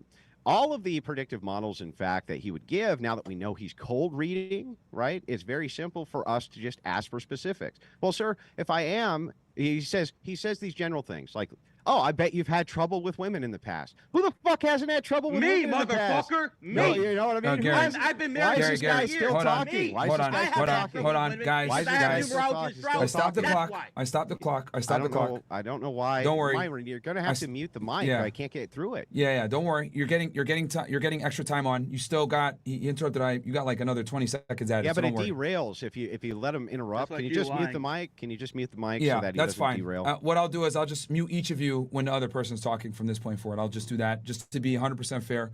So Gary, I'll mute you. You can unmute yourself Okay. once he finishes. Go ahead, Andrew. You got another 120 on the clock. Okay, great. So anyway, who hasn't had trouble with women in their past? He says, not me. I haven't been married for 20 years. Never had a problem with a woman before that. Yeah, fucking right. Every man everywhere has had trouble with a woman at some point, right? And when he says that, even that's not specific. What woman? In what context? Where? Was it a girlfriend? Was it my mom? Was it my sister? Was it my cousin's niece? Who the fuck was this woman? I don't know. I just vaguely think you might have had some trouble with a woman in your past. Well, no fucking shit, Sherlock. That's a great job, Detective Dipshit. Yes, every human being, every man on planet Earth has had trouble with a woman in their past. What an insanely accurate model. On top of that, Detective Dumbass over here also goes on to tell you that, well, wait a second, Andrew over here, he's an alcoholic. He's had trouble with alcohol. Based on what? Based on the fact that somebody probably told him, well, that guy drinks on stream sometimes. So this is all total cold read nonsense. And even when you get the right date, you still get it wrong. It doesn't matter, right? You'll get it wrong because you can't predict that the wrong date was given. 20 you seconds. can't get it right even when the right date is given, right? So it's all phony baloney nonsense. It always has been. All right. I will put 2 minutes on the clock for Gary, and I will mute you, Andrew, just to be in this. To be fair, go ahead, Gary. I'll ask you to unmute. Oh, you're still muted. You have to unmute yourself. Is that good? Yep, you're good now. We can hear you. Okay. And Andrew's muted on his side. You have to understand what this guy does. He basically is arguing in bad faith, and he's been doing it the whole time. You cannot have a genuine discussion with someone when they want to basically try to prove you're a fraud. So they go so far as to lie, as to absolutely lie. Now, how do I know people who are ones or alcoholics? Because I've been doing this for 20 years. And people who have one as their primary energy, they tend to drink a lot. And yes, I've seen a lot of people get DUIs. And yes, I've seen a lot of one life paths ruin their lives because of alcohol. That is why if that's his actual birthday, who knows? This guy's already lied so many times on stream. I can tell that ones have alcohol issues. Now, I want to make this abundantly clear. So I want to make a specific prediction for you because this clip's going to be played a lot of times over the next couple years. So the year of the pig starts February 13th, 1983, and it ends February 1st, 1984. You, sir, are born in the year of the pig. I can guarantee you the worst fucking year of your life is coming. I don't know what's going to happen if you're going to have health issues. I don't know if you're going to lose your bag. I don't know if your woman's going to leave you. I'm not psychic. But I know by the end of this year, sir, yes, you're going to be humbled, and that smug look off your face that you always have, it's going to be gone. Because you're going to understand what is going on. Numerology and astrology supersedes your Christianity, Islam, all that other stuff. Because at the end of the day, the people who are the elite, the people who run this world, they follow my system, sir, not the garbage you follow. All right. 2 minutes on the clock for Andrew. I don't know if you guys want to go into religion here, but we'll do as many rounds as you guys feel comfortable with. It's going to be the best year of my life. I'm sure that there will be catastrophes which happened this year, like last year, and the year before that, and the year before that, and the year before that, and the year before that, and every fucking year that I've been alive, because that's what happens, right? People have catastrophes in their life. And you can't account for everything, unfortunately. Perhaps a loved one will die. I've had that happen in the past. Perhaps I'll be diagnosed with a disease. That's happened to me before. Perhaps somebody else that I know will be. In fact, chances are pretty good that something bad this year will happen to me, because every single year that I've been alive, and every other human being that I'm aware of, something bad that year happened to them at some point that year. I have no idea what. However, you can't really quantify these things with a metric. They're very vague, right? He says bad thing. Post hoc justification will be, I don't know what'll happen. Perhaps I'll make a post on the internet where I say, oh man, a family member of mine died and I'm really, really sad about it and it sucks. And he says, see, I told you it's going to be the worst year of his life. They live in the vagueness. How about you ask him something specific? What? What's going to happen? I don't fucking know. How could I know? I'm not a psychic. I just make the predict. Well, here's my prediction back to you, sir, right? My prediction back to you is that all of your years of your life are going to be worse than the last year of your life. And the reason for that is because you're getting older. And every time you get older, you're going to have like back problems. You're going to have aches. You're going to have pains. And, there's going to be all sorts of different things which afflict your life. Now, I would never try to wish harm on anybody ever. And I don't wish any harm on you. And I don't wish any harm on Myron or anything like that. And I wish you much success. I don't want you to get success at the expense of other people, but I do wish you much success in your life. Ultimately, though, again, what are the specifics behind these bad things that are going to happen to me? Well, he doesn't know. What he's banking on is like me, like every other human being, has a bad event which happens in their life, and then he could then point to it and say, see, I told you. But where's the specifics? They're nowhere. And he says, well, I give readings to, I'm almost done, Myron. I give readings to multi-gajillionaires all over planet Earth, and they all follow my system. So what? Even if that was true, it wouldn't make it true. That's basic logic. Even if every billionaire followed this system, it still wouldn't make the system true.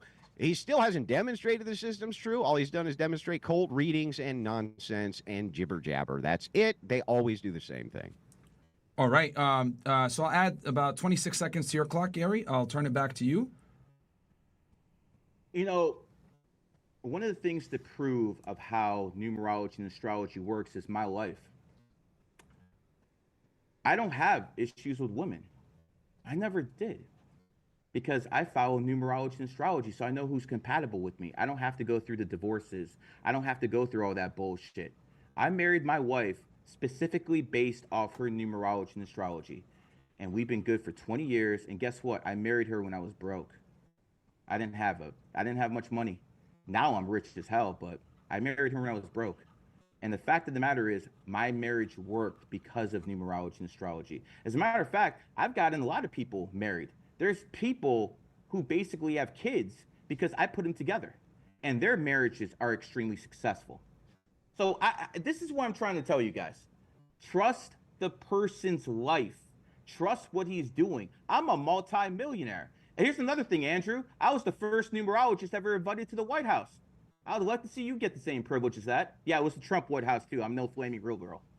So at the end of the day, if you want to better your life, if you want to find the right person, if you want to have kids, making sure they're healthy kids, you do things based off numerology and astrology. I'm going to leave with this. The royal family in England, for some reason, they keep having kids who are 11 life paths. The mathematical chances of any one number coming up in numerology are 1 in 9. And half the royal family is 11s, like Prince William, Prince Charles. All of these guys tend to be 11s. So again, this man has no idea what these work. He's honestly a pleb, man. And if you want me to make a specific prediction about you, yeah, I wish nothing ill on you. I wish you no harm whatsoever, brother. I wish you all the luck in the world, especially you're going to need it when the snake year hits on January 29th. But you're probably going to have issues with the family. And I wouldn't be surprised if you have a divorce in your future. So we'll see how this tape works in about 2 years, my friend. Yeah, right. So here's my counter prediction. Not only will I not have a divorce, that is not in my future. I can guarantee you that that's not in my future. Okay. But the thing is just try to remember a couple of things here, right? Again, with the lack of specificity. He says, man, you got to look at me as a model. I have a 20-year successful marriage. So do people who don't follow numerology. Many of them have 20-year successful marriages as well. Well, I put people together and matchmake with them. Okay, people who don't follow numerology also have very successful matchmaking careers.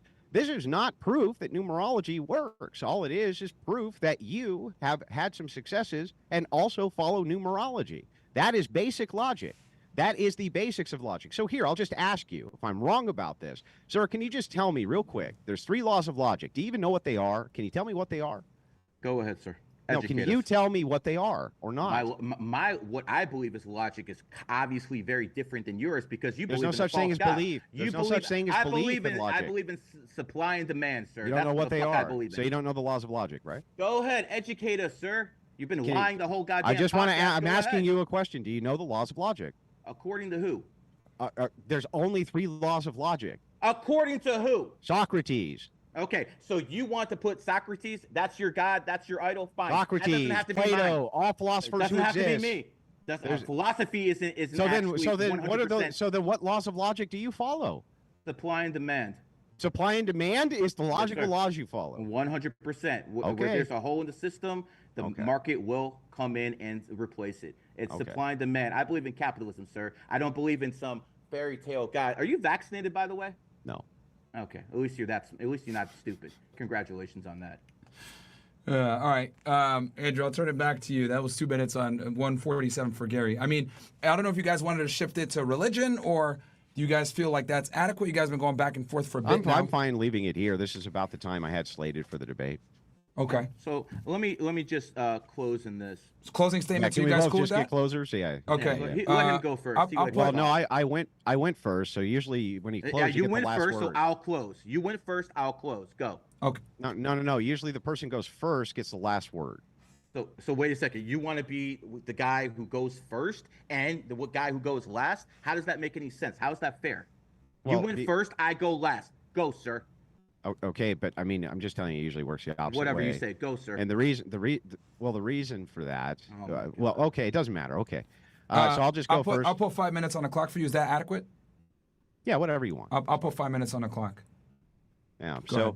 anyway, as you go through this, these predictive, just remember this: what we're looking at is predictive models. Okay. I'm not saying that Gary doesn't believe what he says he believes. I fully believe that he believes what he believes. I would never say anything different. I don't think that Gary would say, I don't believe that Andrew believes in Christianity. I'm sure he would agree that I do. Whether he thinks it's right or wrong is a different story. Okay. So I'm not making the claim that he doesn't believe in this stuff. I'm making a different claim altogether. My claim is that as a predictive model, it's a failure because it does not pass the realm of specificity, and it does not go past the occurrence of chance. And whenever we try to get down into any type of actual specifics or clarification, anytime in this debate, and I actually had a notepad up for my audience to see the entire time so that they could see as I predicted the evasion of each time I asked for specificity. It's very simple to go through these over and over and over. You, the viewer, should remember a couple of things.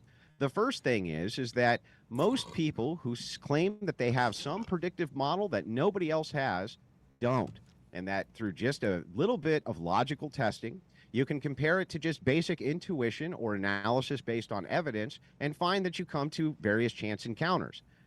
We actually have predictive models based around this of people doing experiments like the Townsend experiment, for instance, where they made sure to put it up against whatever the chance ratio would be and found that it really doesn't go above chance, right? So when a person starts to say, though, things like, just look at my life versus his, this guy's a pleb, he's a nobody, blah, blah, blah, blah, blah. It's very Wes Watson-y type stuff, right? I'm better than you, I have more money than you, I'm smarter than you, I'm a billionaire, I advise the president, blah, blah, blah, blah, blah, blah, blah. Even if all of it's true, and I'm just going to concede that it is, that in every conceivable way, this guy is way more successful than I'll probably ever be. It doesn't matter. It doesn't mean that what he's saying is correct. It doesn't mean that what he's saying is true. It just means that he's successful and also follows numerology. Also, I can point out that there's a huge amount of men who are successful who were later proven to be frauds. Lance Armstrong, all sorts of different people who were proven to have systems. Now, I'm not calling him a fraud. Again, I believe that he believes what he's saying. I'm just saying the system doesn't work. And there's a testament to how many people get rich on frauds or pyramid schemes or marketing scams or various things. Just because they have success does not mean that their system is in any way, shape, or form true.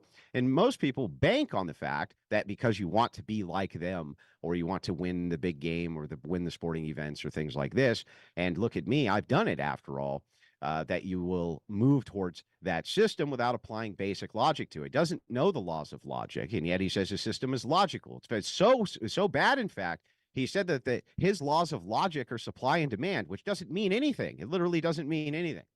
It has nothing to do with logic, has nothing to do with philosophy, has nothing to do with the mathematical expression of what logic actually is. It's just zero to do with it. So all of these things, you can basically view it from a bird's eye view and recognize.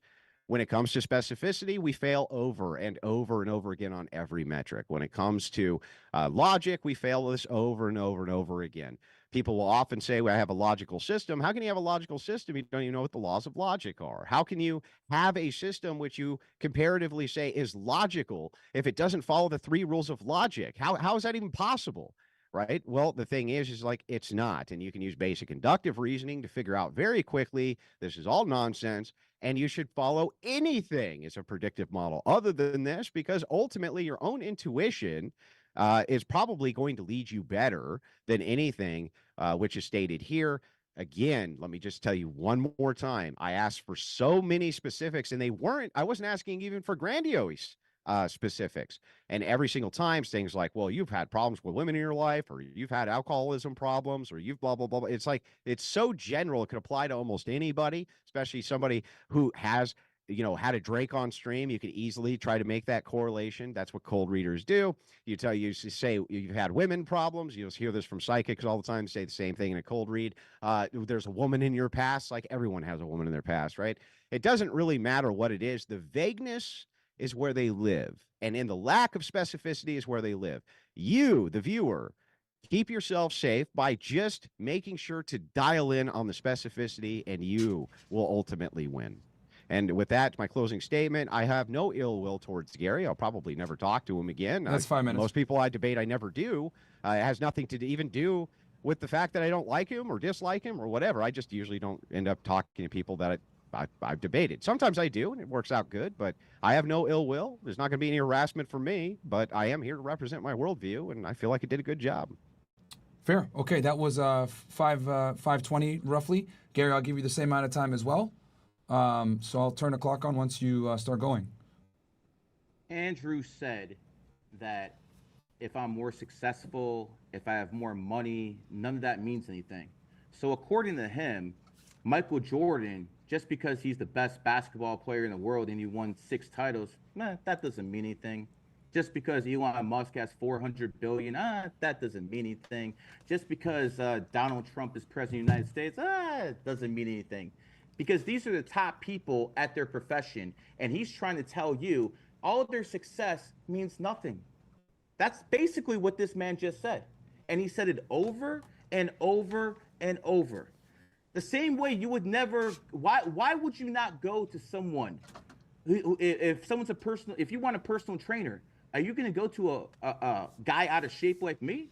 No, you're going to go to a guy like Myron because he looks the part.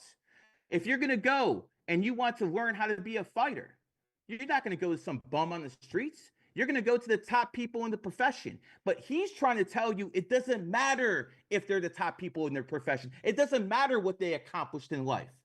This is what this man said over and over and over. And the fact of the matter is this: people at the top of their profession know stuff that you don't. And if you're so ignorant to think that you know more than the people who are the top of their profession, well, maybe that's why you're in the position you're in right now. I'm going to make this abundantly clear. This is a virtual reality we live in. All this stuff isn't real. And guess what? The smartest people in the world back up what I say, including the CIA. So I'm going to make this abundantly clear. The only thing that works in this virtual reality, the cheat codes in this virtual reality, are numerology and astrology, not the shit you see in the yellow pages. That's not going to work. You actually have to study this. You have to put in time. You have to put in effort. You have to understand how this system works. And he said that it makes specific predictions. I said Elon Musk will be thrown out the Trump administration. I said he would have one of the worst years of his life. He wants me to predict what specifically is going to happen. All I'm going to tell you is I know that car is going to break down. I don't know if it's going to be the wheel. I don't know if it's going to be the transmission. I don't know because my system doesn't allow me to go there. Now, he's going to say my system is inaccurate because of it. Find me a better one, brother, and I'll go to you. See, I don't ask for your faith like these Christians and these Muslims. I ask you for your logic. That's what I ask you. Ask yourself why the richest people in the world are born on the 28th.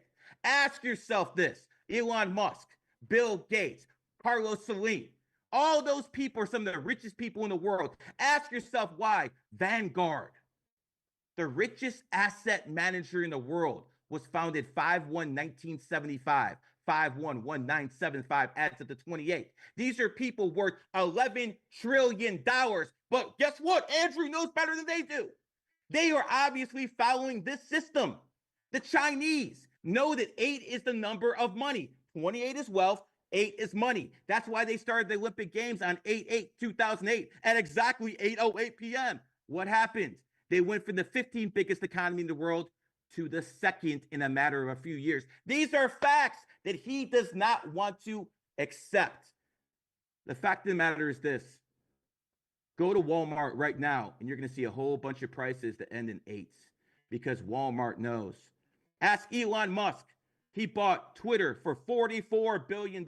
This might be difficult for you. What's 4 plus 4, Andrew?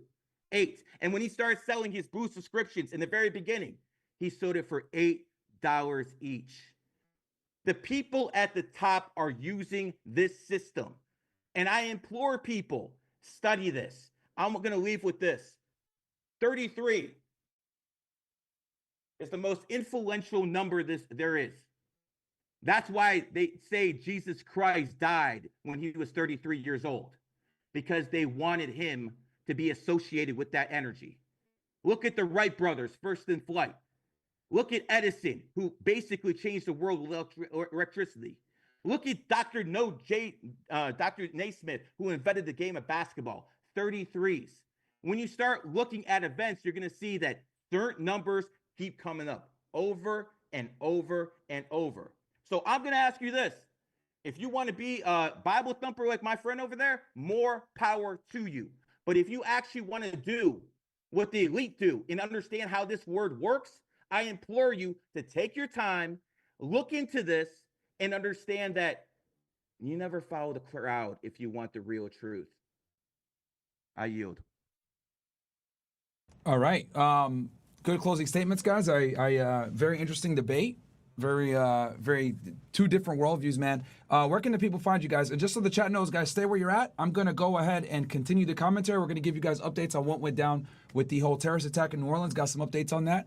And then we'll follow this up with Money Monday on Fresh and Fit. But we're all going to shift to the Myron Gaines channel, guys, right now. So come on, shifting over on YouTube. I'll drop By the link way, in. you got to do something over there about that, because I can't do raids over there. I actually asked your staff, but I've tried to send raids over multiple times on to Rumble your YouTube.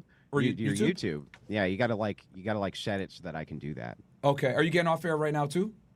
Yeah, I am. As soon as I shamelessly plug myself. Go for it, man. I'll no, absolutely. I will. You want me to DM you my link, or how do you want me to go about it? No. You have to actually go in and set it up so that other channels can send raids to you. Okay. I'm in my menu right now. How do you do that real quick? I don't remember. I think it's under customization. Don't worry, that's fine. I'll try to see if I can figure it out.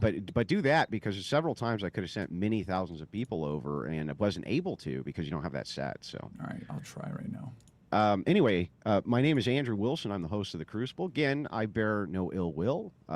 My job is to represent my worldview the best possible way that I can, and the worldview of those who agree with me. So no, I have no, like bad blood with anybody.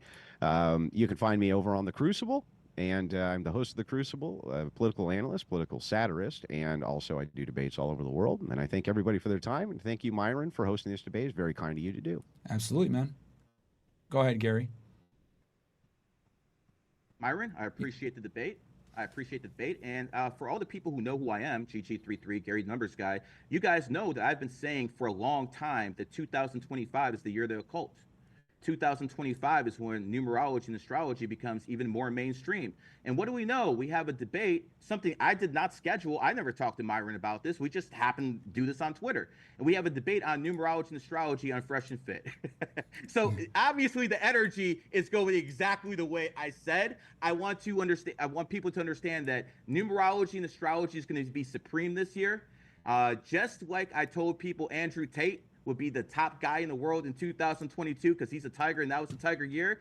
I want to make this abundantly clear. I'm going to be one of the top guys this year because I'm born in the year of the snake. This is 2025, the year of the snake. And if I'm wrong, by the end of the year, Andrew will be able to call me out along with everyone else who's listening to this podcast.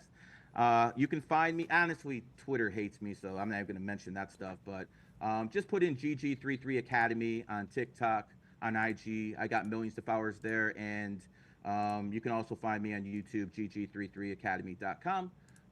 Other than that, Myron, appreciate your time. No one in the world would have said that you would have done a debate like this even 6 months ago. So we're definitely into the energy, my friend. Yeah, no, man.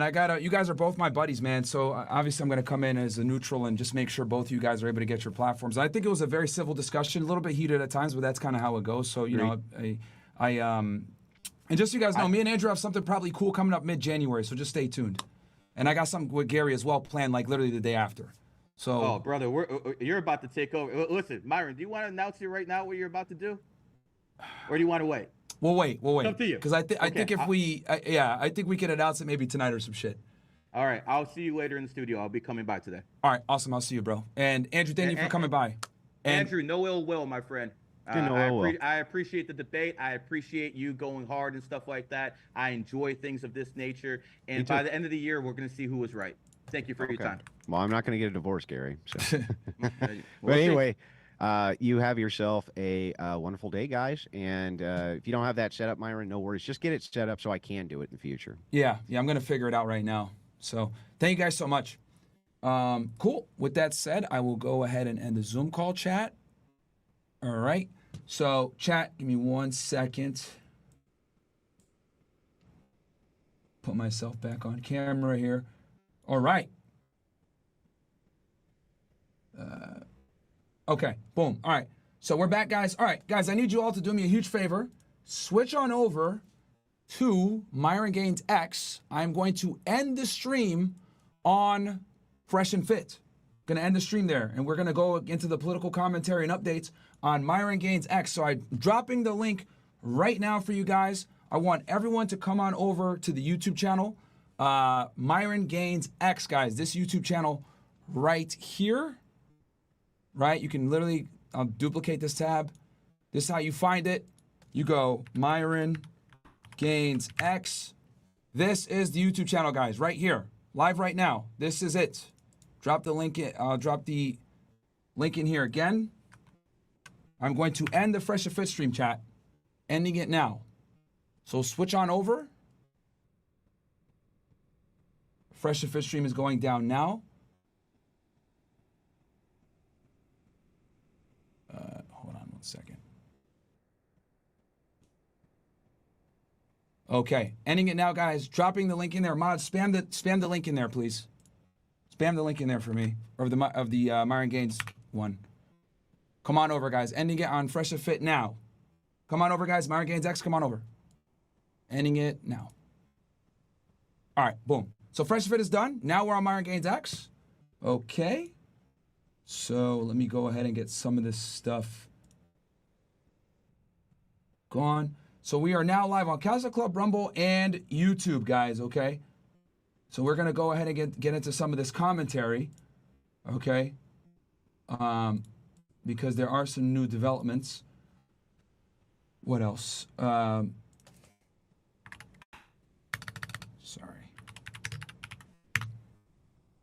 And what I might do, actually, Rumble, guys, I think I might end the Rumble stream too, because just so I can get all of you guys over here.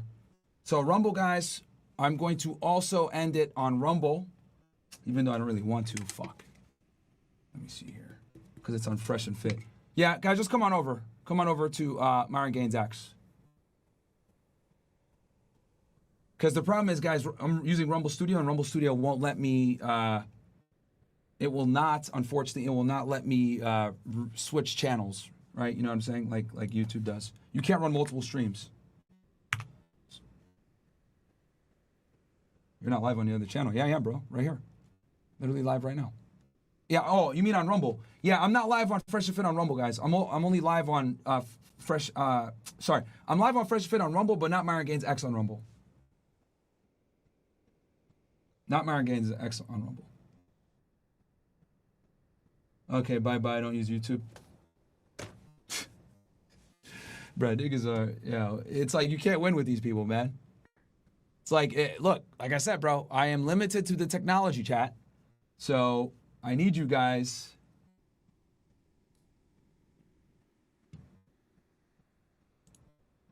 Just start new stream. Yeah, I mean, I could start a new stream, but it's going to take a minute. I could start a new stream, end this one, and start a new one. But oh no, I don't think I can. Because I already started. Because guys, I'm using a whole other interface. All right, fuck it. We'll just stay on Rumble. It is what it is. We'll just stay on Rumble. Because I don't know. I don't have Bills here to help me with switching it over. That's the only problem. So, yeah, it's fine.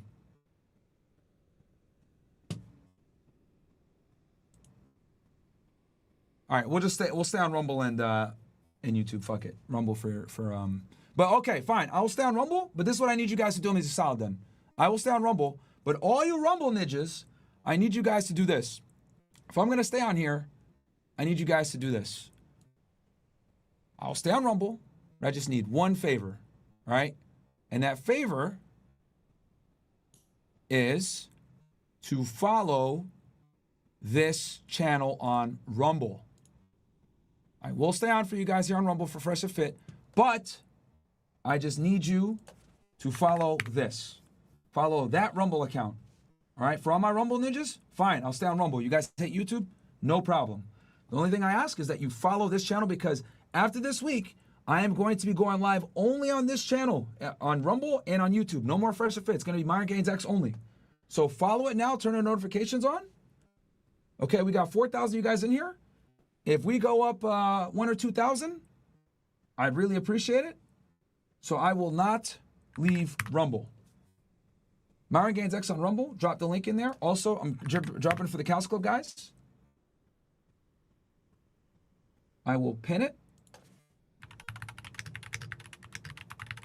This is where I'm going to do all my political commentary, guys. And we still have a Money Monday for you guys. I got a 3-peat coming for y'all. Because that's just how we roll. All my YouTube niggas, here you go. Follow my Rumble channel as well. And I really hate plugging this shit like this, but I got to do this shift. So there's my Rumble channel. I will stay on Rumble via Fresh and Fit. I just ask and I pin both the channels there. Just follow my my Rumble account. So the way this is going to work, guys, the schedule is going to go this way. Let me describe this real quick before we get into this commentary. Monday through Friday, I will be going live, right? Monday through Friday, live on Rumble and YouTube, Myron Gaines X. Monday through Friday, 5 p.m. sharp, right? 5 p.m. starts, you guys are going to see this fucking thing right here. Every time. 5 p.m. sharp, y'all are going to see this, right? Then I will do political commentary, reaction videos, news, breaking news, anything like that, right? 5 p.m. every day. Then we will do Fresh and Fit at roughly 7:30, depending on when everybody gets here, right? Since I do my stream by myself, I can actually start on time. So we will do Fresh and Fit at around 7:30. Then the after hours. So you guys are going to be getting 3 streams a day, Monday through Friday. Okay, well, 3 streams on Monday, Wednesday, Friday. Tuesday and Thursday, you guys get 1 stream. Does that make sense? So I go independently live Monday through Friday. Monday, Wednesday, Friday, I also do Fresh and Fit. Cool? That's how we're going to do it. That is the schedule. Okay? Monday to Friday, 5 p.m. Tuesdays and Thursdays, 1 stream. Monday, Wednesday, Friday, 3 streams. Myron Gaines X, Fresh and Fit Money Monday, Womanizer Wednesday, or Fitness Friday. And then after hours. 3 shows Monday, Wednesday, Friday. 1 show Tuesday and Thursday. It's a lot of work, but we're going to do it. And then Fed Reacts will still continue to be on Sundays. I got y'all niggas. So in other words, nothing changes, chat. Absolutely nothing changes with Fresh and Fit. It's going to be the same. Completely the same. The only difference is at 5 p.m. you will get an extra fucking stream. That is only me. Nothing changes with Fresh and Fit. And I hate to repeat myself, but people ask me the same questions constantly in the chat. Right? Monday through Friday, 5 p.m., Myron Solo, Myron Gaines X. 7:30 p.m., Monday, Wednesday, Friday, Fresh and Fit. Fresh and Fit after hours, 10:30 start, Monday, Wednesday, Friday. So today you guys are going to get 3 streams. Cool? Give me ones in the chat that all make sense so you guys know, understand the schedule. I know it was confusing for a bit, but that's what we're going to do. That is how this is going to work. Give me ones in the chat if this all makes sense. Also, while we're at it, if you're watching this on Rumble or YouTube, follow my Rumble channels, pinned at the top for both. Okay? We just gained 100 followers just now. Keep going, guys, and then we got to get this account to 100. We got to get this one to 200K, and we got to get this one to 100K. Yes, I am going hard in the paint, guys. I am going extremely hard in the paint. This is our fucking year. Right? And you guys are probably wondering, Myron, why are you going so hard?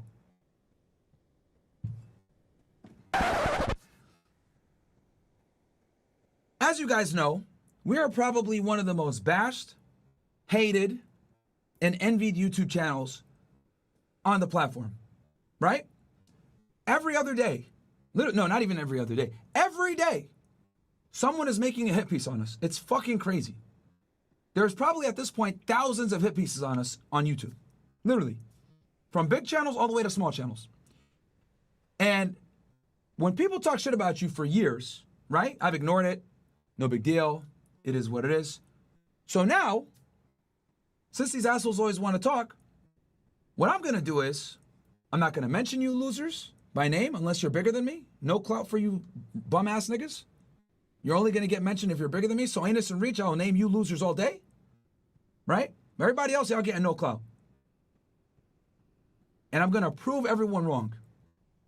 Because one thing that I love is when people think that the chips are down and we're finished. There's been so much talk about us being done. There's been so much talk about us being fucking stupid. We fumbled the bag. And I actually made a community post about this earlier today, which I'll show you guys before we do this commentary. Because men lie, women lie, numbers don't, right?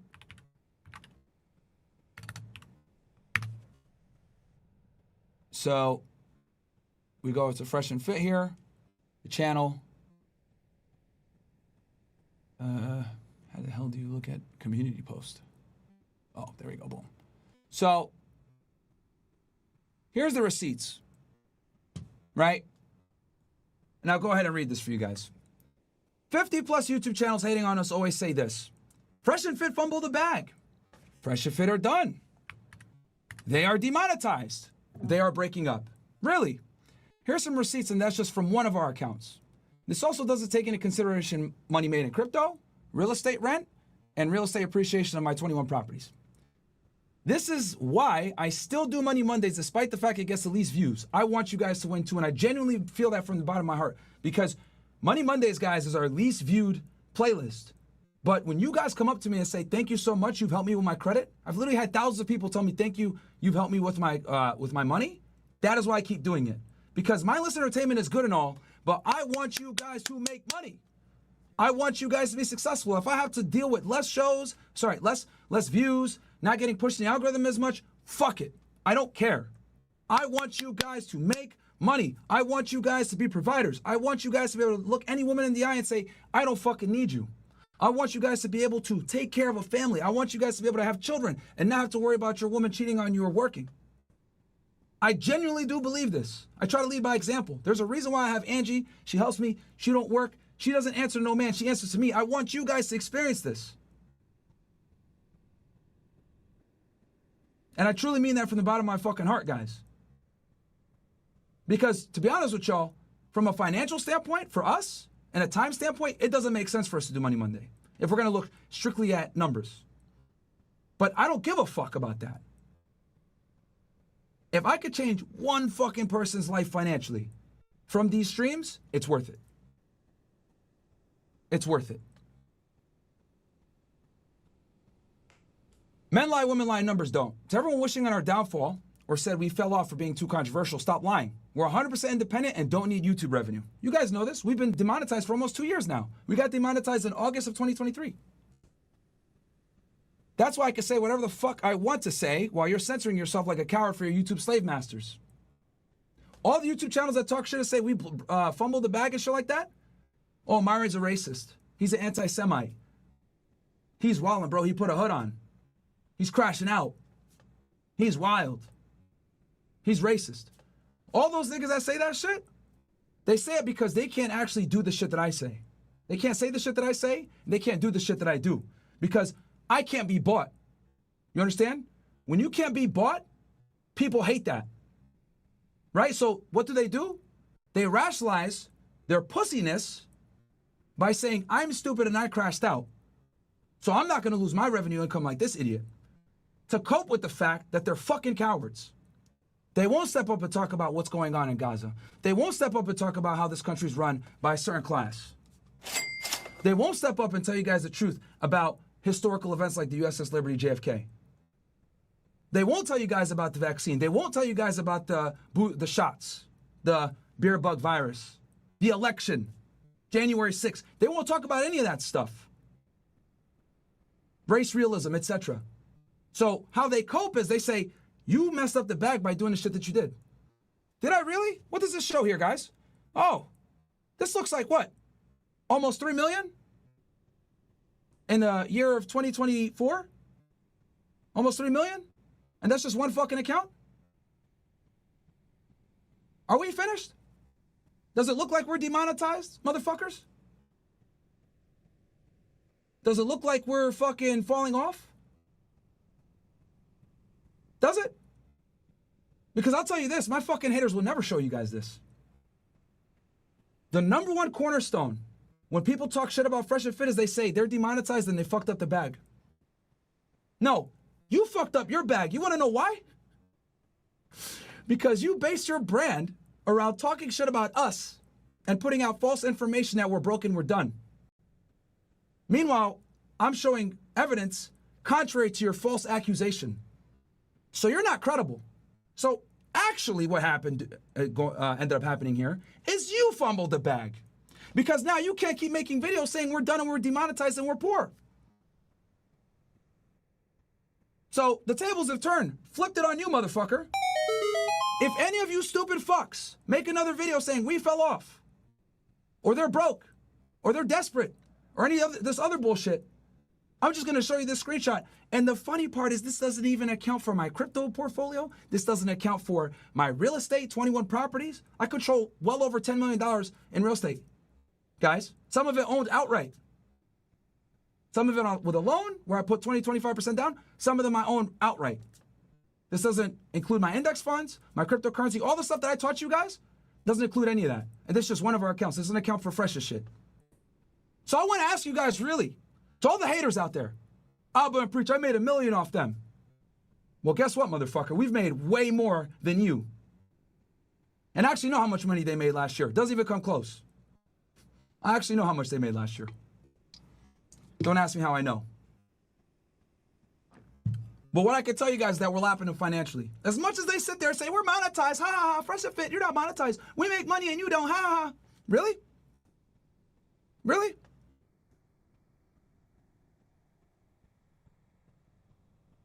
We make just as much as, if not more than you guys, and we can say whatever the fuck we want to say. Ooh, that burns, doesn't it? Ooh, that hurts, doesn't it, guys? Ooh. Y'all thought Fresh and Fit was out. Down and out. Ooh. Seething right now, right? You guys thought we were done. We're breaking up. It's a wrap. The controversies come out. Some Asian bitch comes out and says that Fresh got her pregnant. People say I'm a fraud.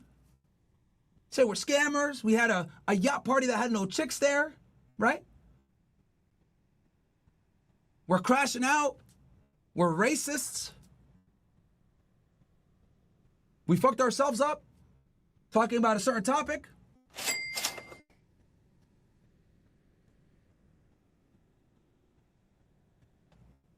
I would rather make this amount of money and have my soul and my principles and be able to say what I want to say than make 100 million and be terrified to talk about anything real.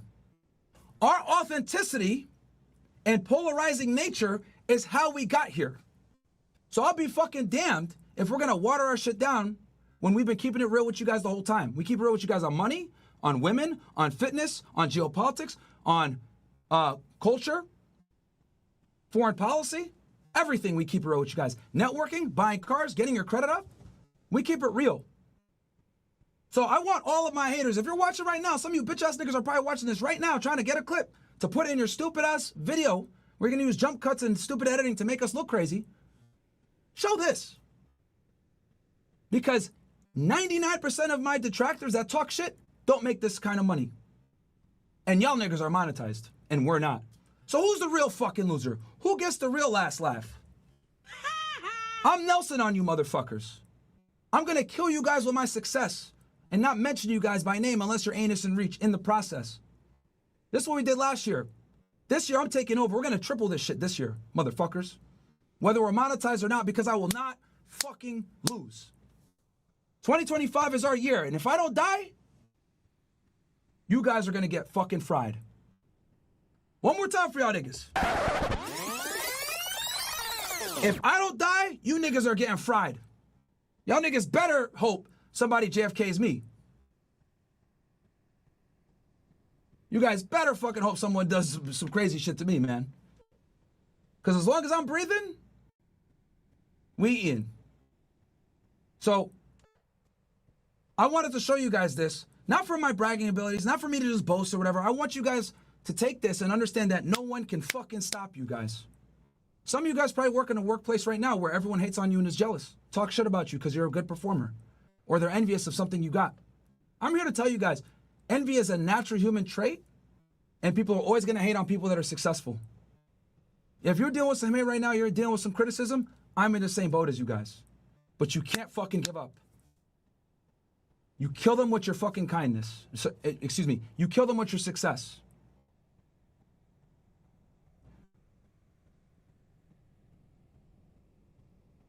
So, yeah, guys.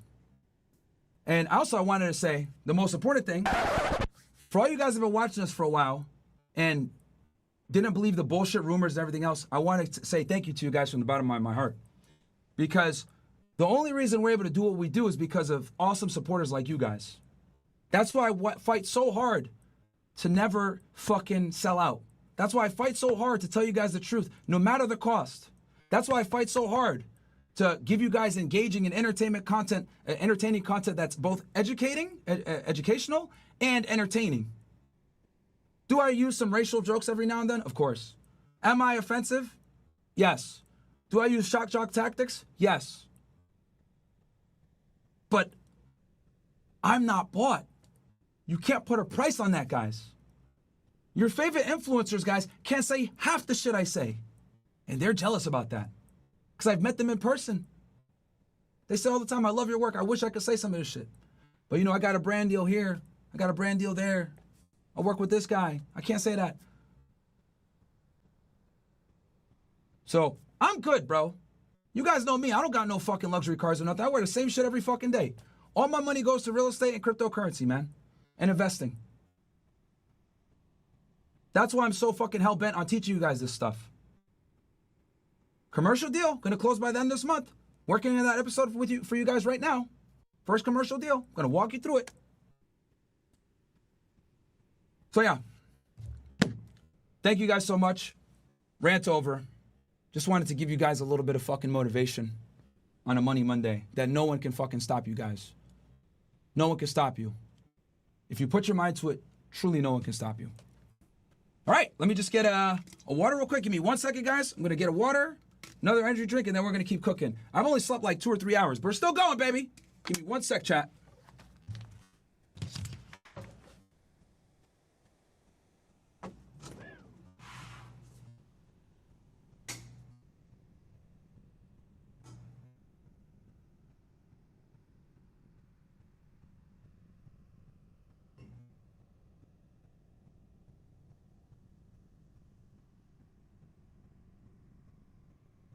Okay. Oh, can you help me with like organizing the playlist? Kind of like just look at my YouTube. I don't know. I don't know how to do it, bro.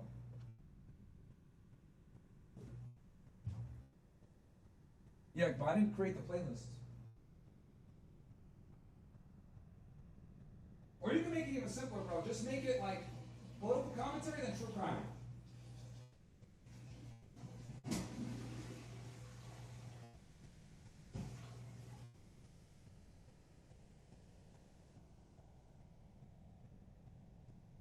you can make one of them. No, play with someone simple.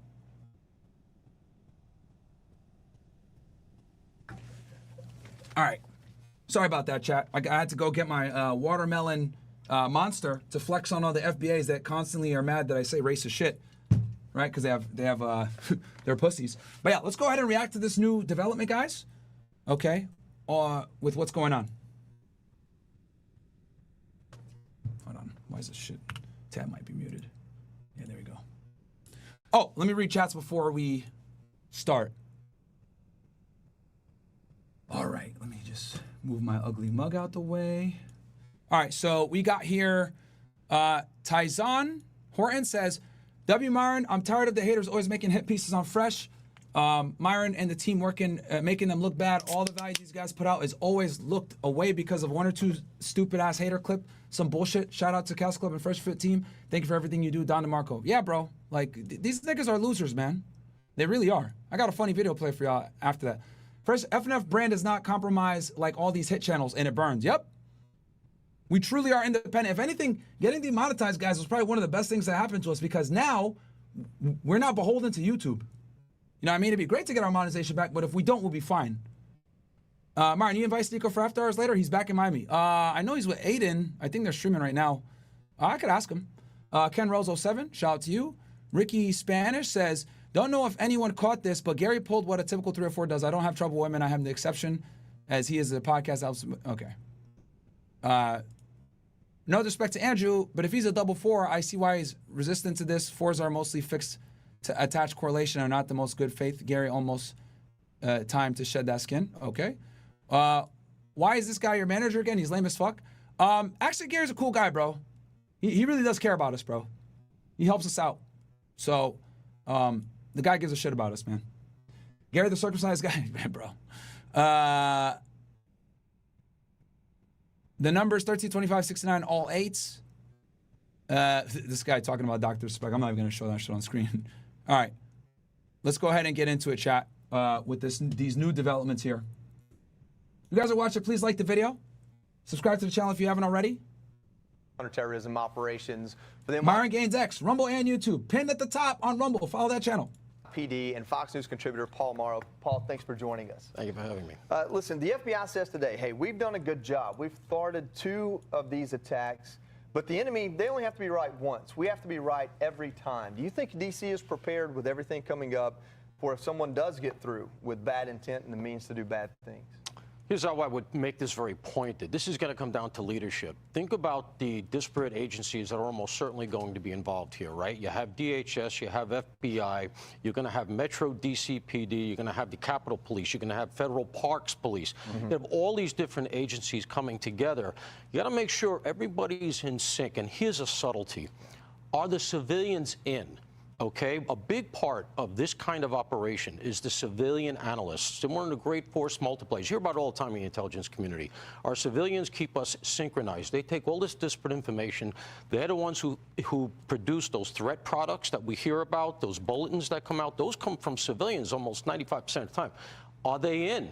Because the last audit we heard, there was what, 1% in if you take out the security guards and the gun carriers? So are they in? Is this being organized? Are all ships at sea being activated here to make sure that this upcoming series of events, which there's a number of them, we're coming into that season here, are all hands on deck, and is everybody pulling in the same direction?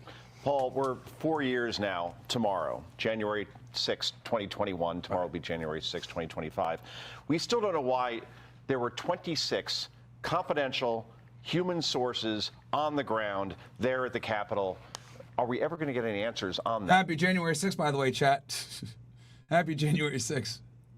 Why do the FBI have so many people there, and why don't we know exactly why they were there? You really got to drill down to the ground level to find out who these sources were, who was running them. Remember, sources are just not out there running around on their own. There's somebody assigned to, quote-unquote, handle that person, known as a handler, okay?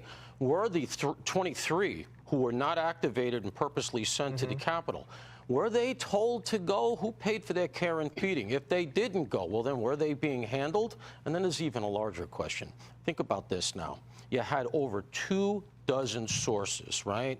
That argues that at least 26 different FBI agents were handling these sources for God knows for how long, at how much expense.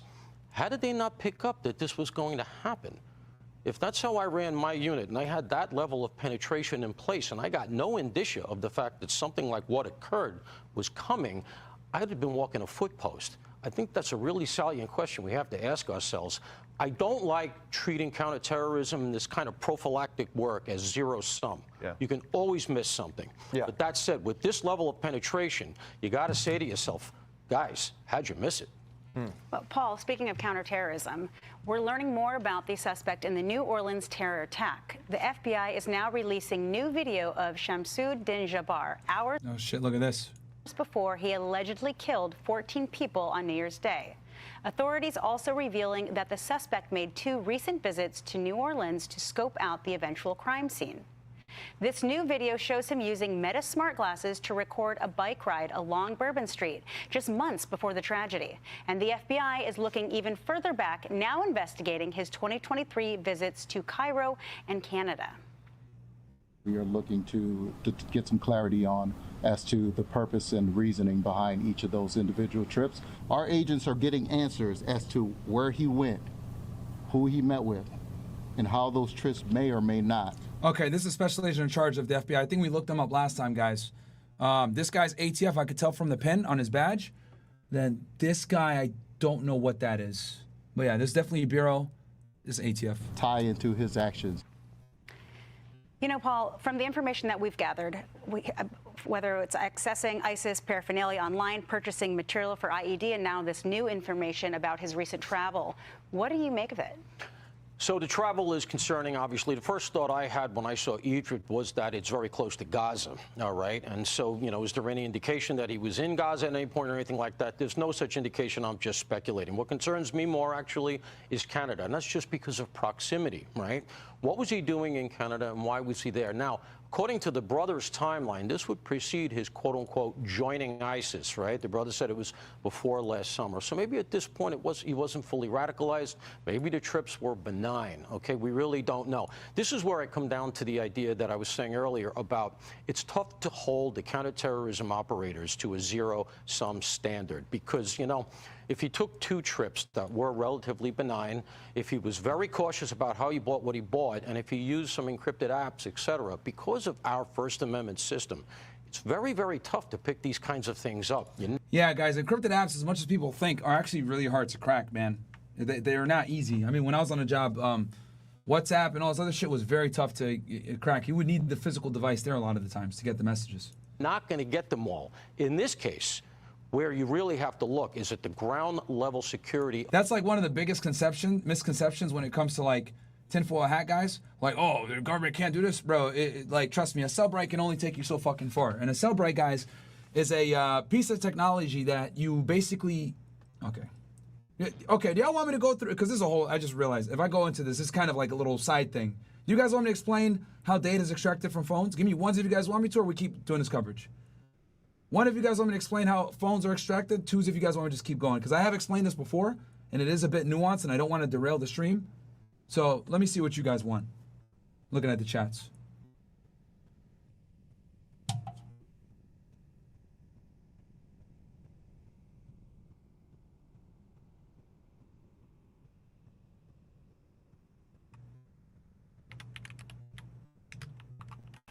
All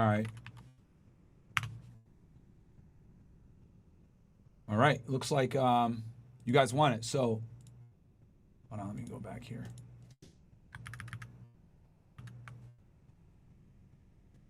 All right. So the way it works is this, guys. So the cellebrite, right, is this device right here. I'm gonna pull it up for you guys.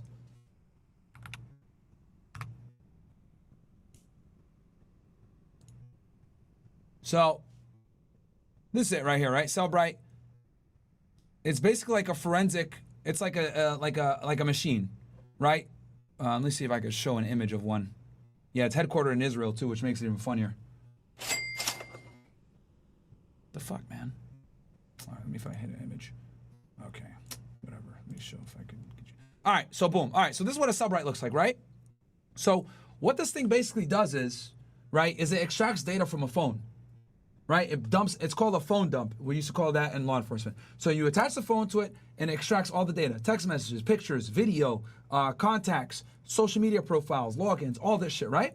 And it puts it, what ends up happening is a cellebrite extracts all that information and it puts a nice little report for you so you can go through and look at everything, right? For the agent. So a certified forensic agent, AKA a CFA, will use a cellebrite, extract the data, and then he'll go ahead and give it to the case agent, right? So like if I had a case, I had a phone that I seized from a bad guy, I'd bring it down to the computer lab. There'd be certified forensic agents that are there. They typically don't carry cases, and they just do this shit all day. So I give him that, he extracts the data for me, and then he gives me a report that has everything there, right? So I go through the report and get all the information. Now here's the problem. When it comes to cellebrite, if you don't have the passcode of the phone, it's a lot harder to break into it, right? And iPhones actually are one of the hardest to break, right? So, because the technology of cellebrite is almost always 1 or 2 generations behind the phone. So that puts it in a kind of weird spot because the data is almost, the government's always lagging. So I remember when I was on a job, like iPhone 10s were a nightmare to fucking open. Any of these things with like a face recognition, they're a nightmare to get open. So now, is all lost if you don't have the code? No. If you don't have the code, you can still attach the phone to the cellebrite, but what's going to happen is the cellebrite is going to slowly decode the passcode. But this could take hours, days, weeks, months. Hell, in some cases, if the phone has like a very long password, it could take years, guys.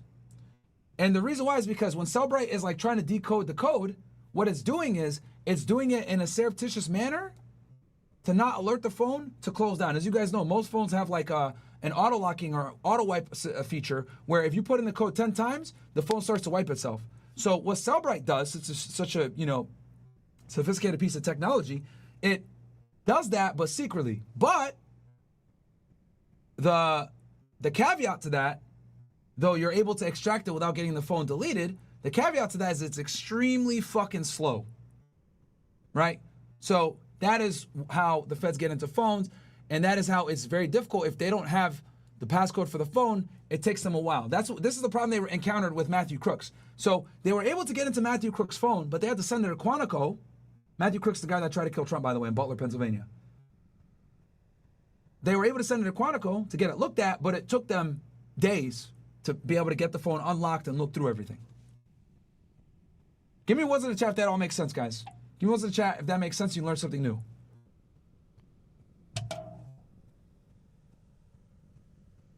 Ones in the chat. And if you're confused, give me a 2 and say why you're not, why you are confused. I'm looking at the chat. 1, if you get it and you learn something new. 2, if you're confused. Someone said 2 Joy Taylor. I don't know what that means. 2, I have 65 IQ. Okay. Thank you for the explanation. Got it. That's what I'm here for, man. I love y'all niggas, man. Okay, 2, can you get around this by destroying the phone, Myron? Yes, you can. But remember, if law enforcement has your phone, like, they're not going to destroy it, guys. They're going to keep it intact. They're not going to destroy it. Because remember, this is after they take your phone. So yes, if you get caught by the feds, don't have your phone on you. Because they're going to take it and they're going to put it in airplane mode, or they're going to put it in a Faraday bag. And a Faraday bag is a bag that like basically immediately puts the phone into airplane mode so it can't be remotely deleted. Okay, someone said 2, you didn't explain it well. Well, I think you're just stupid. Someone said 2 on black. You niggas, man. All right. Of the instance itself, of the event. Does it work on an unplugged phone? I don't know what you mean by does it work on an unplugged phone. The phone has to be plugged into the cellebrite to extract the data. Of New Year's Day. Yeah. That's not the Bureau, that's the local PD. But it seems like the intelligence gaps. If he was accessing any of this online, which it seems like that's how a lot of people get radicalized. No question. How did they miss that? So the best way to get that. Also, guys, do me a solid, man. We got almost 1,800 of you guys watching on YouTube, please like the video. Let's go up in the algorithm. We're going to be streaming 5 p.m. every day. We're going to be cooking. We're going to be taking over. 3 streams today coming up. Like the video for me, guys. Let's hit 1,000. Let's hit 1,500. We're at 958 right now. Let's hit 1,500. Kind of stuff is on the other end, because you can't look at everybody in America's social media all the time. We don't have the resources. And again, there's a continuum in a First Amendment society, which is our strength, right? It's what really makes our system unique. It's also our greatest vulnerability. There's a continuum where you're allowed to do Oh, someone said react to Joy Taylor, Fox Sports Stat. All right, let me look it. this You're up. allowed to do it. Now you're into something. And then we got to do Money Monday soon after this, guys. Something else we need to look at you. That gray spot right there, that sweet spot for investigators is very tough to hit. It's very lawyered, and that really is the difficulty. Yeah, and we're also following the explosion outside the Trump Hotel in Las Vegas. An ex-girlfriend of the Green Beret who allegedly blew up the Cybertruck says he struggled with injuries and was depressed. And according to a U.S. Army spokesperson, the suspect frequently used the Army's mental health resources, adding, quote, he did not display any concerning behaviors at the time and was granted personal leave. All relevant records were provided to the FBI as the lead investigative agency. You know, this is so different, Paul. Oh, okay. I know who this chick is, guys. I actually commented on a clip from Twitter. So, okay, I got y'all niggas. I'll react to this for you guys. No problem. Right after we finish this. And the only thing that was coincidental was... Let's go, chat. We cooking. Are you not entertained? Cover debates. Help y'all niggas make money. Comment on, you know, true crime. You're not fucking entertained, bro. We're taking over 2025. Day I'll do Joy Taylor right after this. that these two events occurred. This is a personal tragedy, isn't it? Yeah, it does look that way. Those of us who were commenting on the two events subsequent to them were saying that, you know, they feel different. They don't feel linked. The motive doesn't seem to be a commonality between the two of them. This looked to me right off the bat as a message suicide, right? And one of the facts, and we have to deal with facts now, there's been a lot of supposition. One of the facts that's undeniable here is that there does seem to have been a triggering event, and that was a relationship, which is very often the case. So yeah, they're alleging that the kid, his kid, didn't match his DNA, and they're saying that might be the reason why he did what he did. But no one really knows, guys. No one really knows. But that's the rumors coming out, is that his kid, his wife more than likely cheated on him because the kid ain't his, which that's terrible, bro. He got cucked like that. But that's the reality for a lot of military guys, bro. They're never home. I would argue girls do that some we thought have shit. a PTSD situation, something relative to his relationship going south. Apparently there was a big argument about infidelity, etc. And apparently he didn't really seem to want to hurt anybody or that many people. It wasn't like a terrorist event where he was trying to get a body count, because for a guy who has sophisticated training, it was a very unsophisticated device, and it really didn't do a lot of damage, thank God. So it seems to me... Yeah, I don't think his intention was to kill people either, guys. I think he was just trying to send a message. I don't think this guy... Because if he was trying to kill people, bro, like, the guy's literally, like, I think he was a Green Beret or SF or something like that. Like, the dude is literally like a trained murderer. So, like, or a trained killer. If you want to really, he could have launched some real damage if that was his intention. I do think that he's just trying to send a message. Like a very different... About these drones and shit like that. Kind of a... Which, if you guys saw my episode with Sean Ryan, we talked about this. Event. The first thing I thought of was the Major Nadal Hassan event in Fort Hood, where the Bureau, the local JTTF, and by the way, the Army investigators had indications of his radicalization. This was during the Obama years, and they stepped back from it for PC reasons. Can't afford that kind of thing anymore. So I don't know that that's what went on here, but I just hope going forward the Army is sensitized to the idea of people who are maybe struggling, and they leave where they are, they go home because he was on leave, right? Maybe you got to make sure somebody knows, somebody locally, make sure you stay in touch with them. I don't know if the Bureau, if the Army has a program like that, but it looks like he was suffering and then he was on his own. We also have to improve the culture they come home to, improve the VA system, and stop allowing people to kneel when you have the national anthem, and stop having defund the police movements and everything else that comes along with it. They go... Well, she was great. Yeah. Oh, Trudeau resigned as well. Yo, Canada finally taking their country back. Yeah, dude. I mean, look, I disagree with kneeling, right? But it is the freedom of speech, and that means you have to protect freedom of speech and expression even if you don't like it. But I do think it's deplorable to do that. So, all right, so this girl comments this shit, right? And she's all over the news right now. Apparently, Fox Sports' Joy Taylor slept with an NFL star, Emmanuel Echo, and network exec, right? This comes from the Daily Mail right here. We'll read this, then we'll react to this video. FS1 host Joy Taylor used sexual relationship with ex-NFL star co-host Emmanuel Akko and network executive Charlie Dixon to further her career, according to the bombshell lawsuit facing a number of sports media biggest names. What's more, the glory... What's up, Mo?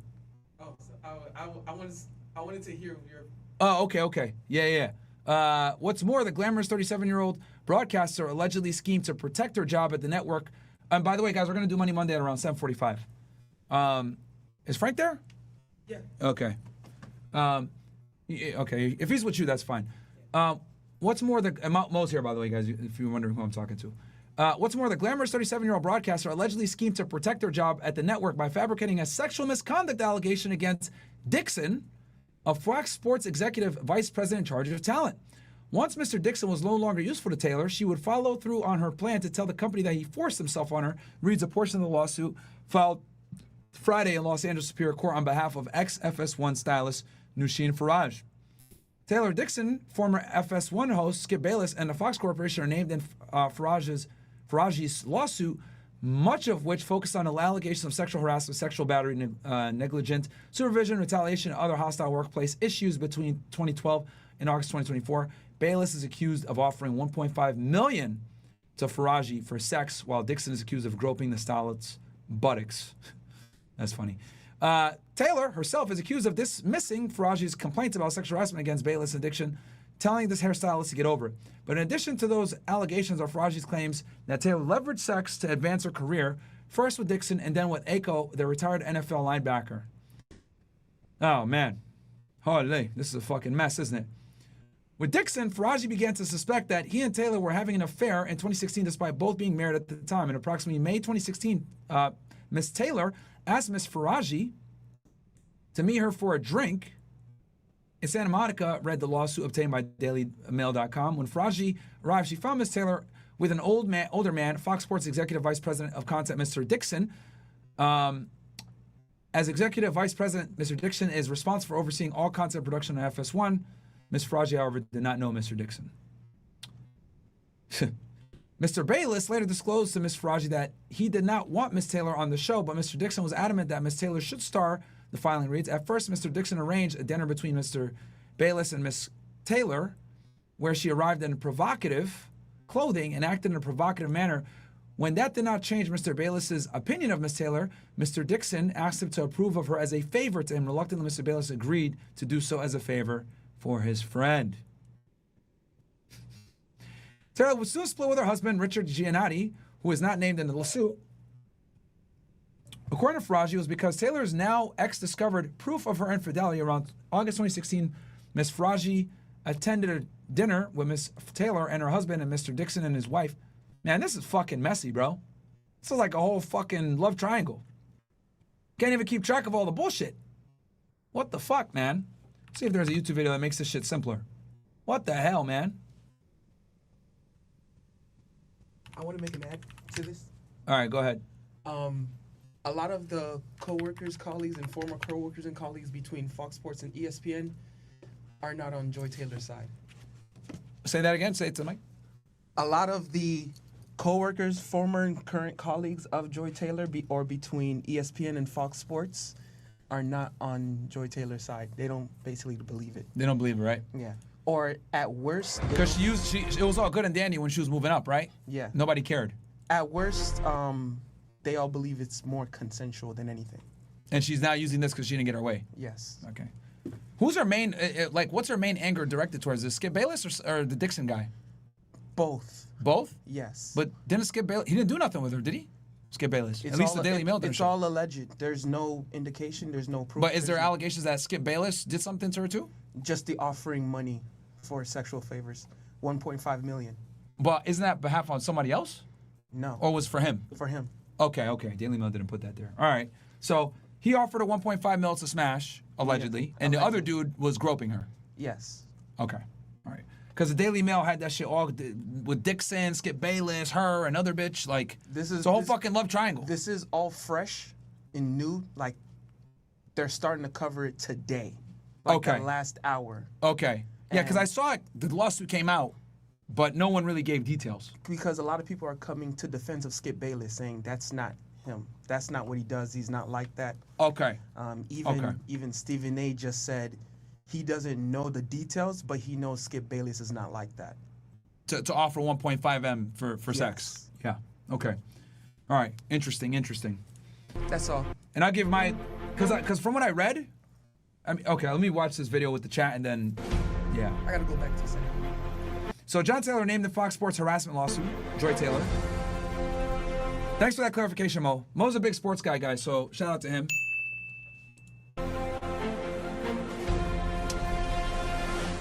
All right, this shit trash. What the fuck, bro? I don't want to see this.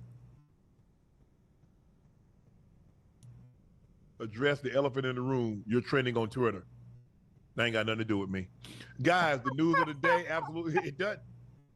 What y'all want me to say? That ain't got nothing to do with us. Yeah, that ain't got nothing to do with me.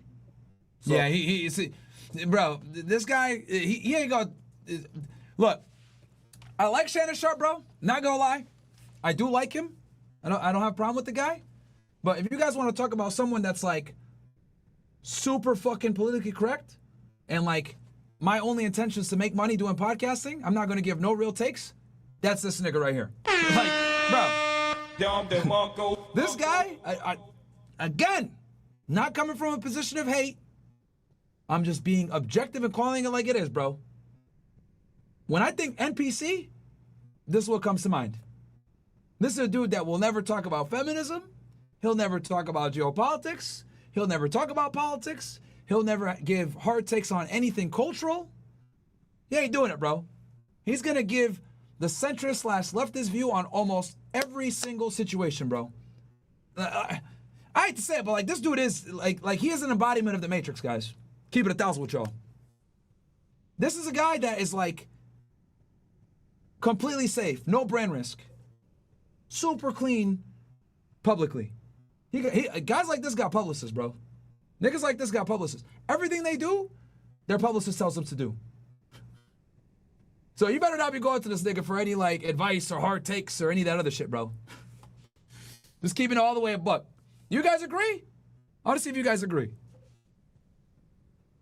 I'm gonna do a poll.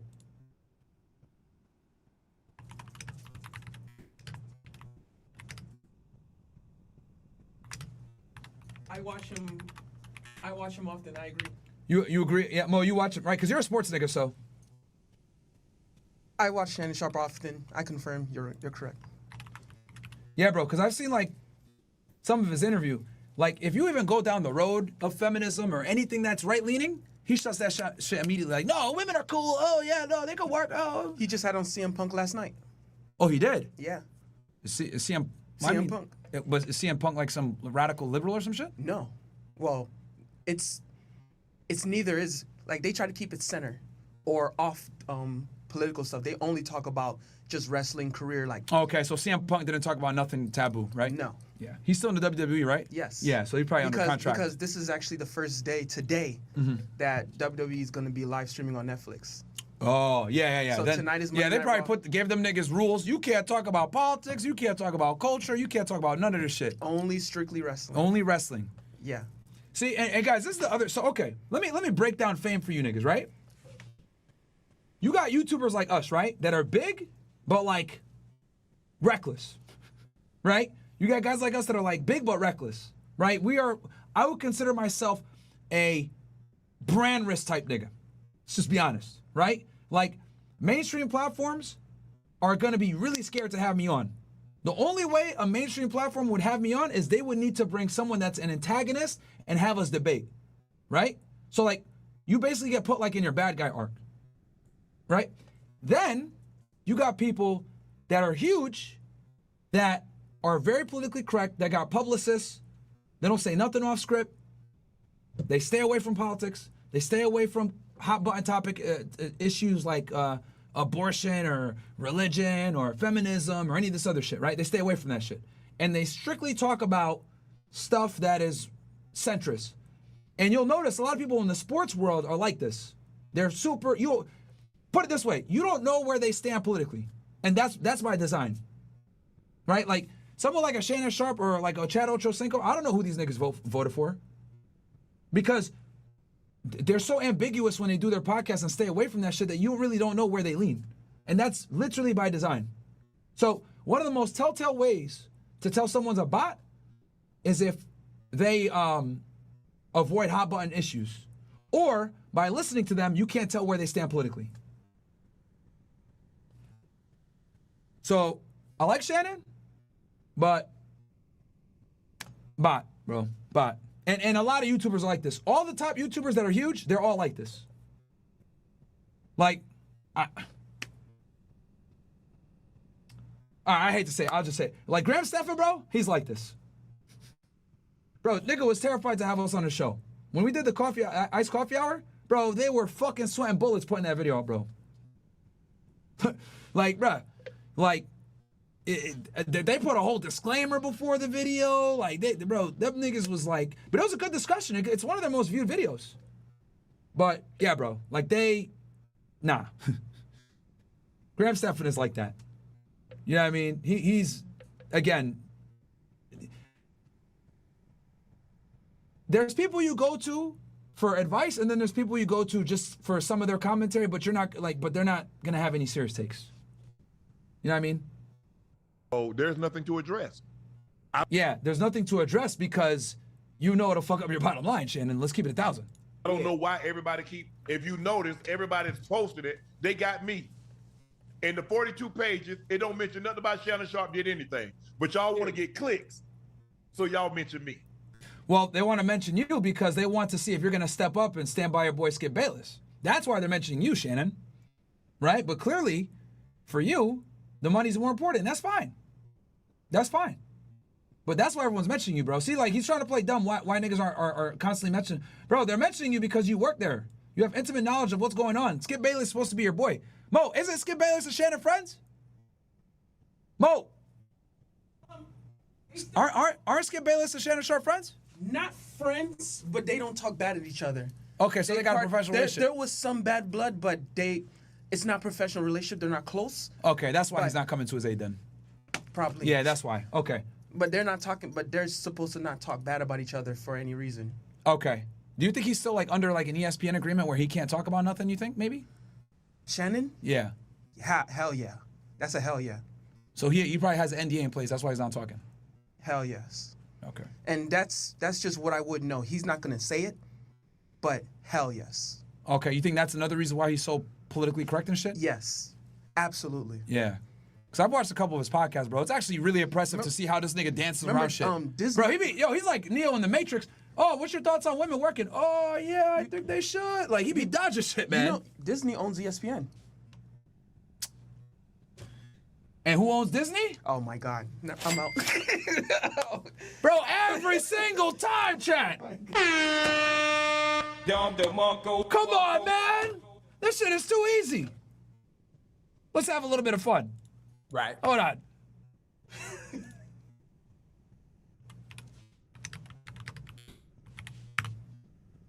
Okay, who's the owner of Disney? Let's see here. It looks like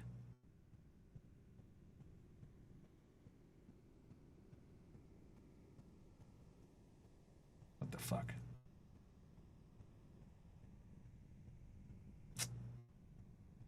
Someone's gonna put his name in here. I forgot his name. Oh, Robert Iger. Damn, okay. Yeah, sorry, guys. Yeah, he's the CEO and chairman of Disney, right? Let's look at Robert Iger. Do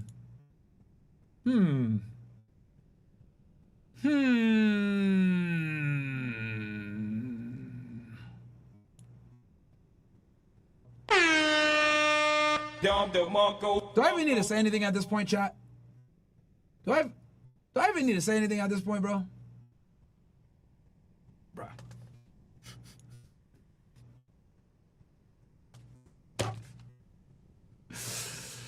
Ah, man, this shit is pure entertainment. All right, so let's go ahead and react to this clip here of this chick. I'm gonna close the stream down, guys, because Bill's gonna be here soon. We got to do Fresh Fit After Hours. Sorry, Fresh Fit Money Monday. But bruh, this shit is comedy, man. Look at this. Joy Taylor are working in public sports media. Wake up call, same time. How would I not know how hard it is to do the show I work on? You have to constantly reaffirm that you are good enough, that you belong there. and then always prove it. So I would just always say you gotta do twice the work to get half the opportunity. But that, to me, the mentality I've always had on it is that's just gonna make me better. So that's why I'm excellent, because I had to be. I couldn't be average. I couldn't be okay. I couldn't be late. I couldn't complain. I couldn't say no. Now I do.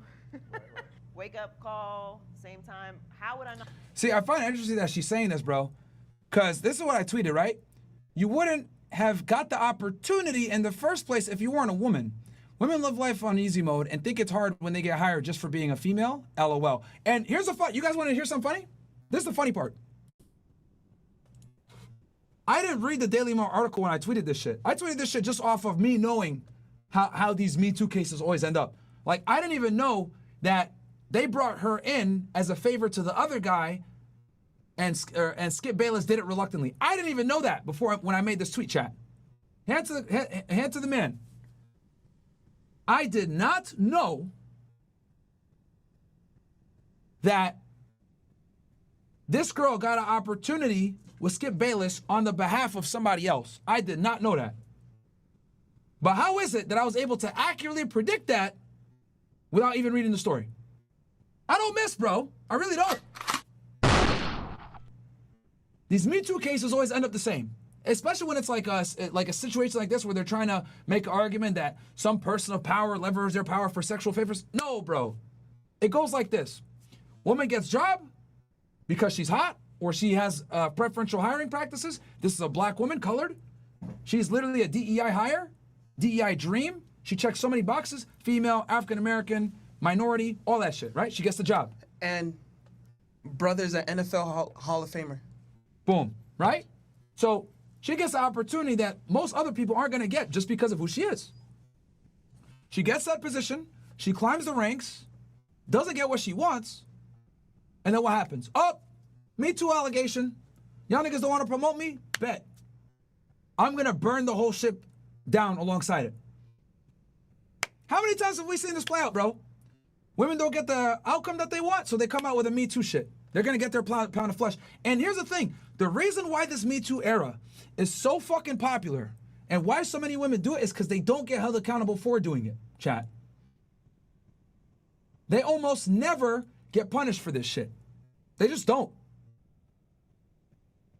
If you're a woman in 2024, you can literally make egregious allegations towards any man, slander him, file a lawsuit, let it hit the news, destroy his reputation, and you're not going to deal with no criminals fucking, you're not going to deal with any criminal liability.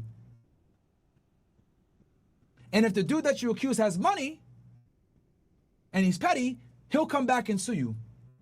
But that doesn't make sense because we all know lawsuits are expensive. And a lot of times these women that make these accusations are broke. So it's not even worth it to go after them for destroying your reputation. The damage is already done. And they ain't going to pay you. Unless you're a Johnny Depp, right? Because I guarantee you when Johnny Depp went to his lawyer and said, look, I want to sue this girl or we got this, situation. Like, he knew he was not going to profit from suing Amber Heard. It wasn't about the money. It was about principle. And very few men, let me make this explicitly clear, very few men that have the ability to fight these Me Too cases, very few men that get hit with these Me Too cases have the ability to actually fight off these Me Too cases. Let alone do it for sport like he did. Johnny Depp did it to save his image, and he had the expendable income to do it. But regular niggas don't have that ability.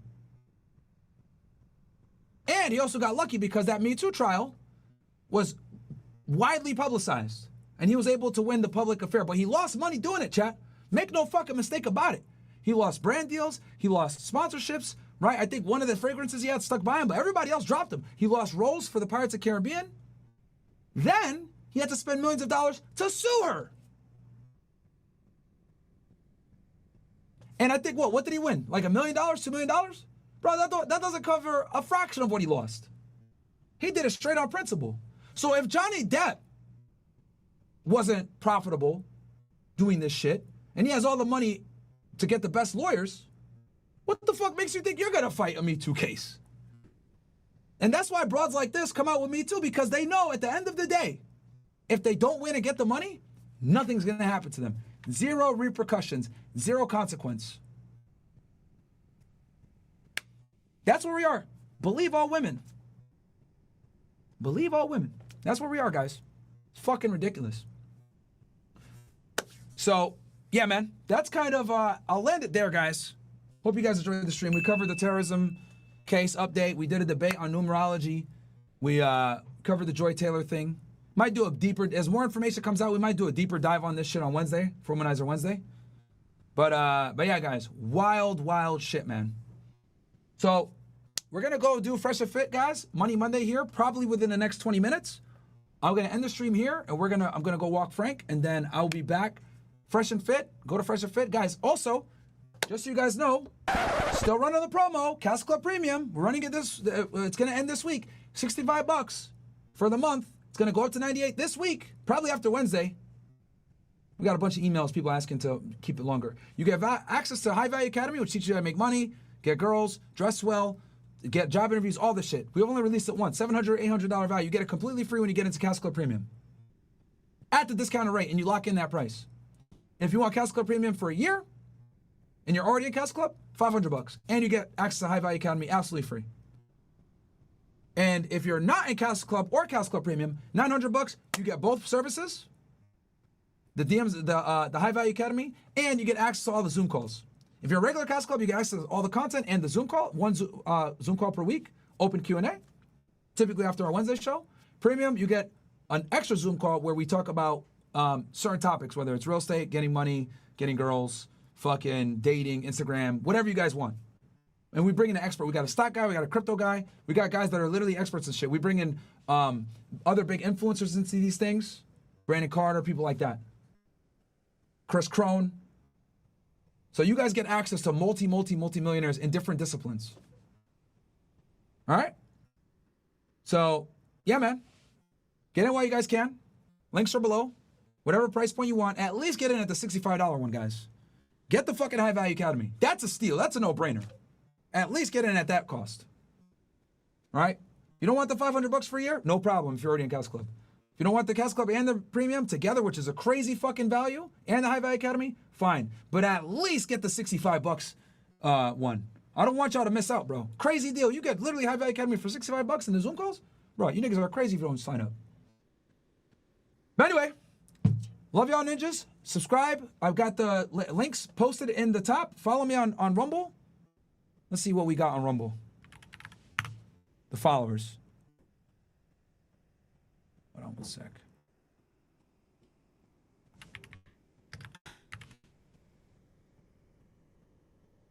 All right, we gain another 200. Guys, let's run this shit up to 100K. All right? Gonna be going live Monday through Friday, 5 p.m. chat. With that, I'll end the stream. Love y'all ninjas. Money Monday coming up. Stay tuned. Go to Fresh and Fit. Coming up. We're going to do a call-in show, Dave Ramsey style. Let's go. Peace.